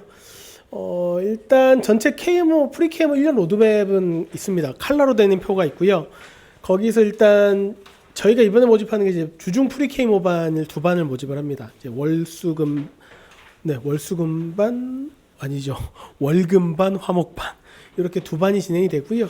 그리고 이제 월금 같은 경우는 이제 4시에서 9시 그리고 화목은 4시 반에서 6시 반으로 진행이 돼서 5시간인데 중간에 간식 시간이 있고 전체적인 보름 이게 하루하루 이틀이라고 보시면 돼요. 2타임이라고 보시면 되고 일단 3개의 커리가 나간다고 보시면 될 것 같고요. 일단 기하가 있고 그 다음에 중등 심화가 있고 그 다음에 전체적인 선행 프로그램이죠. 3-1 심화부터 해서 공동 수학으로 쭉 연결하는 프로그램이 있다라고 보시면 될 것 같습니다. 시작점은 이제 6월 1일, 6월 2일 그때 시작이 되고요. 일단 전체적으로 이제 기하뿐만 아니라 공통 수학은 말씀드린 것처럼 1단계, 2단계, 3단계로 진행이 된다라고 보시면 좋을 것 같고 중등 그 심화 같은 경우는 이제 A급이 어느 정도 됐다라고 생각을 하면 그대로 극심화 교재를 쓸 거예요. 이거는 사실 약간 올드한 교재인데 슈퍼수학 같은 경우는 최근에 다시 책이 나왔거든요. 이거는 굉장히 옛날 책입니다. 어떤 느낌의 책이라고 보시면 좋겠냐면 지금은 좀 없어지긴 했는데 시도경시 대회가 예전에 있었어요. 중학교 시도경시 대회 그쪽 관련된 기출문제들로 그리고 그거 대비하기 위해서 있었던 교재고 그리고 A급 리미티드는 A급 수학이랑 약간 좀 결이 다릅니다. 같은 출판사에 나오긴 하지만 A급의 S스텝 정도의 역시 시도경시 대회 문제들을 모의고사 형태로 배열한 교재라서 이걸로 이제 심화까지를 간다라고 보시면 좋을 것 같고요. 그 다음에 기하 단계랑 쭉 가서 제일 마지막에는 이제 중고등 전체에 대해서 누적 테스트를 하면서 이제 결국 목표는 물론 기본적으로 프리케이머반의 목표는 중등 심화랑 고등 선행을 탄탄하게 학습한다라는 것만 가지고도 충분히 좋은 성과를 거둘 수 있다라고 생각을 하는데, 일단 KMO를 준비하겠다라고 하면 KMO는 입반을 하는 것을 일단 목표를 합니다. 그래서 이제 유명한 이제 대형 학원뿐만 아니라 저희도 KMO를 시작을 하게 되는데, KMO반에 입반을 해서 결국 1년을 하든, 그리고 사실 입반을 할 때 5월쯤에 이제 입반 테스트로 6월에 넘어가거든요. 그리고 5월 중순에 KMO 1차 시험이 있습니다, 보통. 그래서 KMO 1차 시험에 입상을 하고 입반을 하면 어떨까? 라는 생각을 목표로 하고 있습니다. 적어도 KMO 1차에서 장려 이상으로 입상을 한 다음에 입반을 하는 게, 그리고 저도 이제 경시반을 되게 오래 했지만 예를 들어서 한 10명 정도의 친구들이 앉아서 KMO 시험을 치면 항상 타겟은 상위 3명 정도를 가지고 할 수밖에 없어요. 그 친구들이 알아듣는 게 훨씬 더 중요하고, 결국 그 친구들이 입상 성적이 나오고, 그리고 조금 약간 밑에 있는 친구들 같은 경우는 무시하는 건 아니지만 그 친구들이 오히려 자극을 받아서 더 열심히 하는 결과가 있기도 하거든요. 그래서 모두를 배려해서 가진 않습니다. 보통 경시반에서 끌고 가게 되면 상위권 아이들이 있는데, 그렇게 되면 사실 입반을 해도 우리 애가 입반을 통과했어요가 아니라 어떤 반을 배정을 받든지 간에 그 반에서 상위권에 있는 것은 되게 의미가 있거든요. 거기서 그 KMO 입반을 했을 때 그 반에서 적어도 뭐 탑 얼마 안에 들어있는 상태에서 계속 끌고 가고 관심을 받으며 얘를 이해시켜야 돼 선생님이, 그런 관점으로 끌고 가고 있느냐. 그래서 그 정도 성적을 만들어내기 위해서 준비하는 반이다 라고 생각을 하시면 좋을 것 같습니다. 일단 그런데 이제 SM 말고 지금 있는 학원도 있을 수 있고, 그리고 이미 하고 있는 커리도 있을 수 있고, 그래서 거기서 이미 충분히 잘하고 있는 친구들도 있을 수 있거든요. 지금 페이스를 잘 유지하는 친구들이 있을 수 있는데, 그래도 KMO는 내가 한번 건드려봤으면 좋겠다. 그리고 중등심화가 A급까지는 되어 있는데 중등심화는 여전히 불안해 하시는 분들이 많아요. 왜냐면은 A급을 잘 풀었는데 또 어머님이 고쟁이가 좋대. 그래서 고쟁이를 풀렸는데 고쟁이 스텝 2에서 막혀요. 이런 경우들이 실제로 존재하거든요. 고쟁이 문제가 좀 좋기도, 고쟁이라는 교재를 하긴 그렇지만, 그리고 A급은 되게 잘했는데 우리 애가 블랙라벨로 막힙니다. 이런 친구들이 있을 수 있습니다. 그러면 이제 중등 심화를 좀 다시 해야 되나? 근데 그렇다고 A급을 다시 보기는 그렇고, 그럼 좀 더 어려운 걸로 한 단계 올라갔으면 좋겠네? 내지는 슈퍼 수학이나 어떤 극심화를 내가 한번 해봤으면 좋겠는데 지금에 있는 학원의 페이스는 유지하고 싶어, 이런 분들도 있을 수 있거든요. 그래서 그런 친구들을 위해서 준비한 게, 일단 토요일 오전이랑 토요일 오후가 있는데, 토요일 오전 같은 경우는 그냥 중등 심화를 쭉 끌고 가서 내년도 KMO 입반 정도를 생각하는 거고, 밑에 반은 아마 그런 얘기도 들어보셨을 거예요. KMO를 대형 학원에서 준비를 하게 되면 보통 주 3일 수업을 제일 많이 하거든요. 주 3일 5시간씩 수업하고 10시가 됐으니 집에 가야지가 아니라, 그때 이제 스터디 카페나 이런 데로 가서 뭐 1시에서 1시 반까지 자습을 하는 경우들이 되게 많습니다. 그리고 저도 이제 한참 이제 영재고 입시에 거의 몰입돼 있었을 때는 보통 주 3일은 수학을 하고 이틀은 과학을 깐 다음에 실전되는 과학을 하나 더해서 주 6일 수업으로 아이들 세팅을 하거든요. 그럼 일요일이 비잖아. 되게 좋아하지만 일요일은 모의고사를 봐요. 아까 말씀드린 것처럼 120분 모의고사 2번을 보면 4시간이 후딱 가기 때문에 주 7일 애들이 공부를 하거든요. 그럼 과제하고 질문하고 처리할 데가 없기 때문에 10시에 스터디 카페로 옮겨서 10시 반 정도부터 새벽 1시에서 1시 반까지 자습을 하는 형태로 계속 끌고 갔었고, 실제로 그거를 소화하는 경우들이 되게 많아요. 근데 이제 보통 KMO 실전반에 들어가게 되면 그렇게 돌아가는 경우들이 되게 많거든요. 12시, 적어도 이제 유명한 KMO 대형 학원들은 12시까지는 거의 자습을 시키는 편이에요. 난 이거는 못하겠는데 라는 생각하시는 분들이 있어요. 그렇지만 막연하게 KMO가 맞습니다. 근데 KMO가 워낙 중요하니까 KMO를 우리 애는 좀 시켰으면 좋겠는데, 그렇게까지 올인은 아니고 탄탄하게 지금 하고 있는 학원들은 잘하면서 KMO 개념들은 좀 욕심이 가. 이런 분들을 위해서 주말 하이브리드 반을 구성을 한 거예요. 위에는 중등 극심화라는 반이고 밑에 반도 보통 그 생각을 하고 나면 중등 심화가 조금 더 필요한 경우들이 있거든요. 그래서 약간 2배 속도로 중등 극심화를 조금 더 빠르고 타이트하게 진행을 하고, 후반부부터는 KMO 1차 대비에 준하는 기출문제랑 개념들을 공부하는 반으로 오전반, 오후반으로 준비를 한 거예요. 위에 반, 오전반 같은 경우는 좀 저학년을 대상으로 했습니다, 솔직히. 왜냐면은 우리 아이가 초등학교 4학년부터야 하면 영재원 때문에 앞부분 못 오는 친구들 되게 많거든요. 영재교원 때문에. 그래서 그건 뒷부분으로 가면 좋을 것 같고, 우리 아이가 지금 초등학교 4학년 이제 5학년쯤인데 KMO 개념을 뒤에 나중에 해야 되나요? 라고 생각할 수도 있지만, 엄청 어렵게 막 우리 KMO 1차 대상 받아야죠, 이건 아니거든요. 그래서 KMO에 대한 기본적인 개념들과 기출에 대한 적응 문제 이런 것들을 해서 끌고 가는 주말반이다라고 생각을 하시면 좋을 것 같아요. 그리고 마지막 파이널까지 진행을 한다. 이 정도 컬이고요. 전체 시간표를 다시 한번 정리해드리면 주중 프리 KMO반 같은 경우는 월요일반, 월금반과 화목반으로 있고 내년 KMO 입반을 실전으로 생각하는 반이고 실제로 공통수학 1, 2랑 중등심화를 완성한다라는 개념만 봐도 충분히 메리트 있는 반이라고 생각을 해요. 빠르게는 초등학교 3학년쯤부터 사실 그 전 프리 KMO가 시작을 했기 때문에 초등학교 3학년 정도 중등 한 2학년까지 심화가 되어 있고 중3 정도로 이제 막 어느 정도 기본 정도가 되어 있다라고 충분히 입반해 볼 수 있는 반이라고 보시면 좋을 것 같고요. 선생님은 세 분이 들어갈 거고요. 그리고 이승윤 원장님의 기하까지 같이 추가가 되는 반이다라고 보시면 좋을 것 같습니다. 그 다음에 입반 테스트가 궁금하시잖아요. 지금 입반 테스트는 바로 신청해서 보실 수 있고요. 전체적으로 1학년은 A급의 스텝 BA죠. AB 정도 수준의 문제가 나온다라고 보시면 돼요. 그리고 2학년은 센 BC, 센에서 좀 심하나 센의 유형 정도 되어 있다. 그리고 3-2는 잘 안 되어 있을 수도 있다라고 생각을 합니다. 그래서 저희랑 같이 만들어 가자라는 개념이고 3-1은 그래도 기본 연산은 되어 있어야 되거든요. 그래서 일단 제곱근 2차 방정식 뭐 근해 공식이라든지 2차 함수 그래프 정도는 내가 어느 정도 2차 함수 그래프 포물선처럼 생겼어. 이 정도는 안다.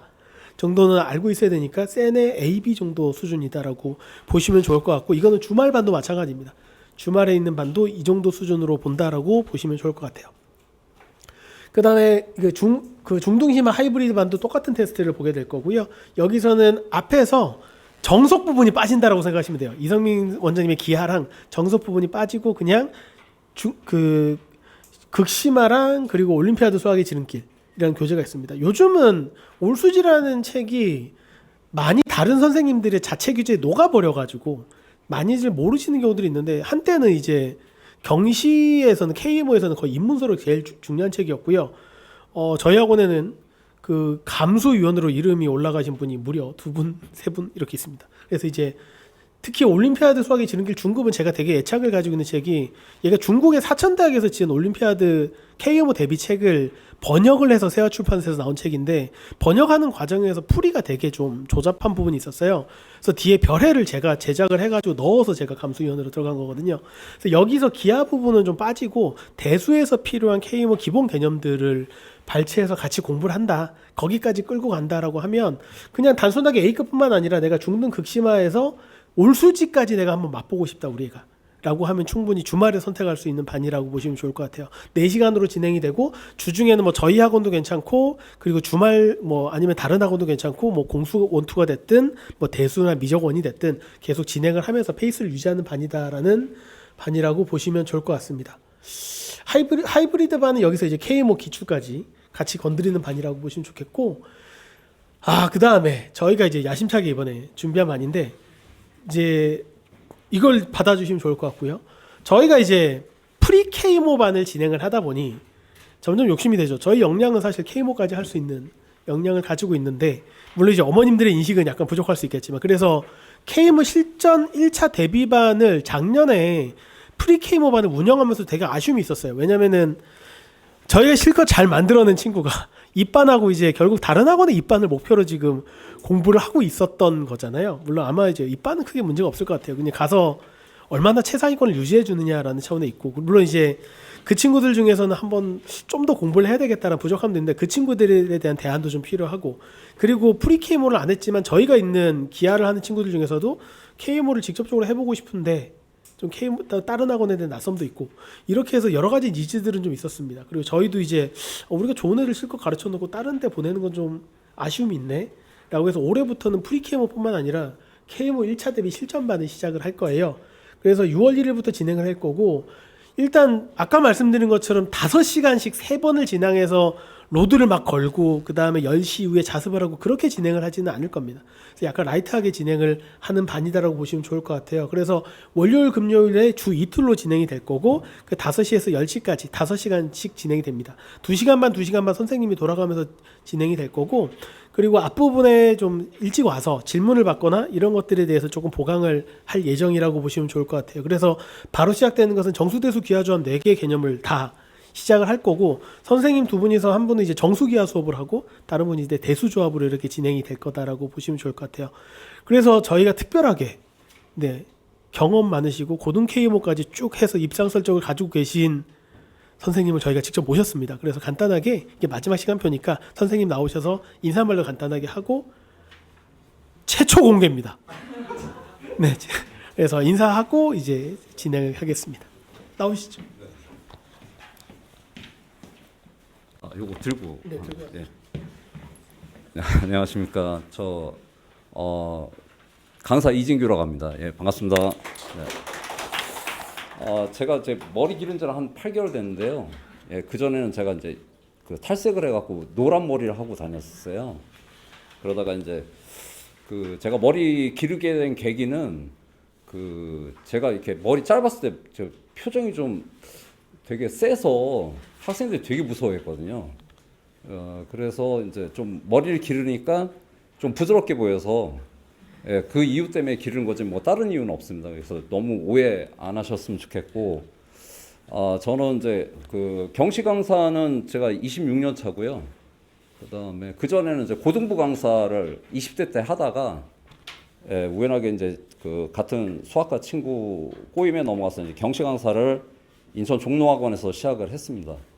예, 시작을 했고 그다음에 쭉 하다가 여기 2008년도 그 대치 CMS 개원했을 때 개원 멤버예요, 제가.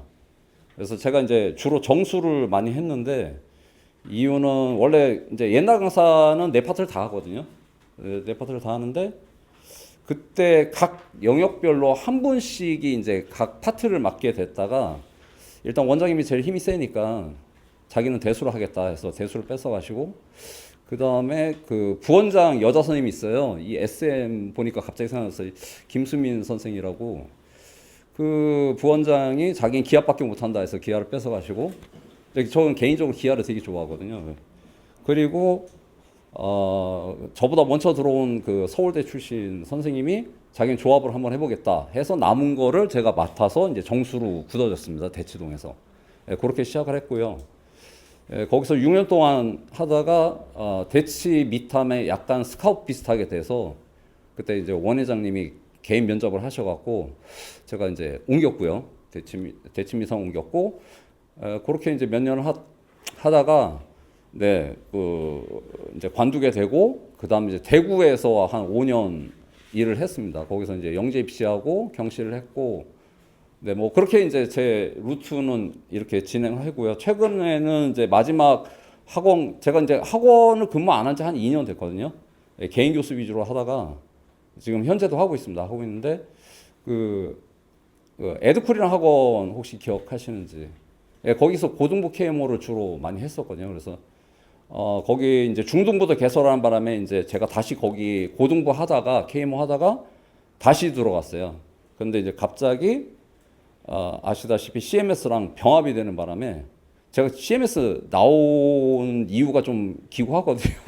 근데 거기에 다시 들어가게 되니까 그래서 관뒀습니다. 예, 그 전에 이제 제가 거기서 고등부 KMO 팀장을 하다가 예, 엄청 많은 이제 어머님들 상담이 제 장점이거든요. 그러니까 하루에 5분씩 제가 팀장이다 보니까 상담을 하다 보면 지쳐서 수업하고 뭐 그랬습니다. 예. 그렇게 하고 이제 거기서 가르쳤던 애들 연이 돼 갖고 계속 임시로 하겠다고 개인 교습을 하다가 그게 굳어져서 현재까지 좀 몇몇 친구들을 그룹과외식으로 이제 수업을 하고요. 그 일요일 날 이상하게 또 대구를 가게 돼 갖고 일요일 날 한 번씩은 지금 현재 대구에서 또 경시 수업을 하고 있습니다. 예. 그게 제 간단한 연력이고요. 제가 뭐 간단하게 너무 이제 기계하셨으니까 지금 많이 지치셨을 텐데 그 간단하게 제 강의 스타일은 저는 이제 오랜 강의를 통해서 얻어진 결론은 이제 아직 저는 강의가 많이 부족하다. 예, 예. 그게 그러니까 제가 이제 끊임없이 노력하는 이유가 저는 이게 계속 목말라서 학생들 가르칠 때 제가 계속 물론 제 장점도 있겠지만 단점은 어떻게 하면 못한 애를 잘하게 만들까. 그러니까 이제 보통 평범하다고 느끼는 학생들 있잖아요. 근데 현재까지는 제가 잘하는 애들, 똑똑한 애들을 잘 가꿔서 입상을 시키는 걸 잘하는데 저는 그게 목표가 아니라 좀 처음에 부족한데 이 숨은 잠재력이 있지 않습니까? 그걸 찾아서 얘를 어떻게 하면 그걸 끌어내서 최고로 만들어줄까? 이거는 솔직히 말씀드리면 이제 가능하답니다. 예, 가능하다. 제가 느낀 건 물론 한계는 있어요. 한계는 있으나 근데 그게 아직 제가 좀 부족해요. 예, 그게 부족하기 때문에 저는 이제 학생들 가르치면서 그 가장 중요한 거는 이제 강사가 강의도 잘하겠지만 그 모티베이션이 제일 중요하다고 생각합니다. 그러니까 이 학생들이 이 문제 조건을 봤을 때 이거를 통해서 내가 뭘 생각해서 이 문제를 공략할 것인가 이런 것들에 대한 그 동기가 필요하거든요. 마치 이제 잘 아시겠지만 배고프니까 밥 먹잖아요. 자연스럽게. 그 배고픔이라는 거를 그 저희가 동기라고 하는데 그런 걸 실제로 느낄 수 있게 그렇게 유도하는 게 제 목표, 제 항상 방향입니다. 그래서 저는 항상 학생들한테 그런 걸 강조해서 얘기를 하고요. 아, 근데 이제 다시 한번 말씀드리지만 제가 30년 동안 수없이 많은 설명을 했지만 어머님도 앞이 제일 무서워요, 제가. 지금 엄청 떨고 있거든요, 제가. 근데 이거는 못 고치겠습니다. 근데 개인 상담은 진짜 잘하거든요. 요즘에 이제 저도 나이가 많다 보니까 여성 호르몬이 많이 나와서 굉장히 좀 제가 수다가 많아요. 근데 개인적으로 수다가 많은데 꼭 이게 대중 앞에서는 공포증이 있어서 죄송합니다. 네. 그래서 어쨌든 제 결론은 학생들을 가르칠 때는 그 방향성을 잘 잡아주면 저는 아직도 믿습니다. 더 잘할 수 있다라는 거를. 이게 모든 그 인간의 기본 사고는 똑같잖아요. 그리고 뭐 IQ가 높든 낮든 기본 사고의 옳고 그름을 판단하는 기준은 되게 간단하고 명확하잖아요. 원래 태어날 때부터 갖고 태어난 거기 때문에 그걸 어떻게 하면 제가 고급 스킬로 이걸 끌어내서 학생들을 잘하게 만들 것이냐. 이거는 현재까지 과제이긴 하지만 지금까지 30년 동안 가르치면서 얻은 노하우도 꽤 많습니다. 그래서 그걸 믿고 아직 저는 이제 부족하다고 생각을 하기 때문에 뭐 10년 후든 20년 후든 강의할 수 있는 데까지 최선을 다하도록 노력하겠습니다. 감사합니다. 네. 제가 2004년부터 강의를 시작했거든요. 2005년부터 KMO를 했고 저는 이제 2005년부터 그리고 영재학교 입시를 했었는데 보시면 아시겠지만 진짜 옛날 경시 선생님 제대로 된 선생님 모셨습니다. 수학은 정말 확실하신 선생님 모셨고 그만큼 저희가 간절하거든요. 네, 그래서 단순하게 그냥 뭐 패션으로 이렇게 KMO를 하겠다가 아니라 진짜 이번에는 입상 실적까지 내서 확실하게 해보겠다라고 해서 확실한 분을 모셨다고 보시면 좋을 것 같아요. 일단 경시 선생님 특징을 보면 뭔가 조금 약간 도사 같은 느낌도 있고 일단 헤어스타일들이 왜 다 저 모양이냐 머리가 없거나 길거나 뭐 그럴 수 있는데 네, 그런 것들을 양해해 주시면 그리고 상담도 무서워하지 마시고 정말 모든 것을 가려운 것을 다 긁어주실 분이기 때문에 믿고 맡겨주시면 좋을 것 같습니다.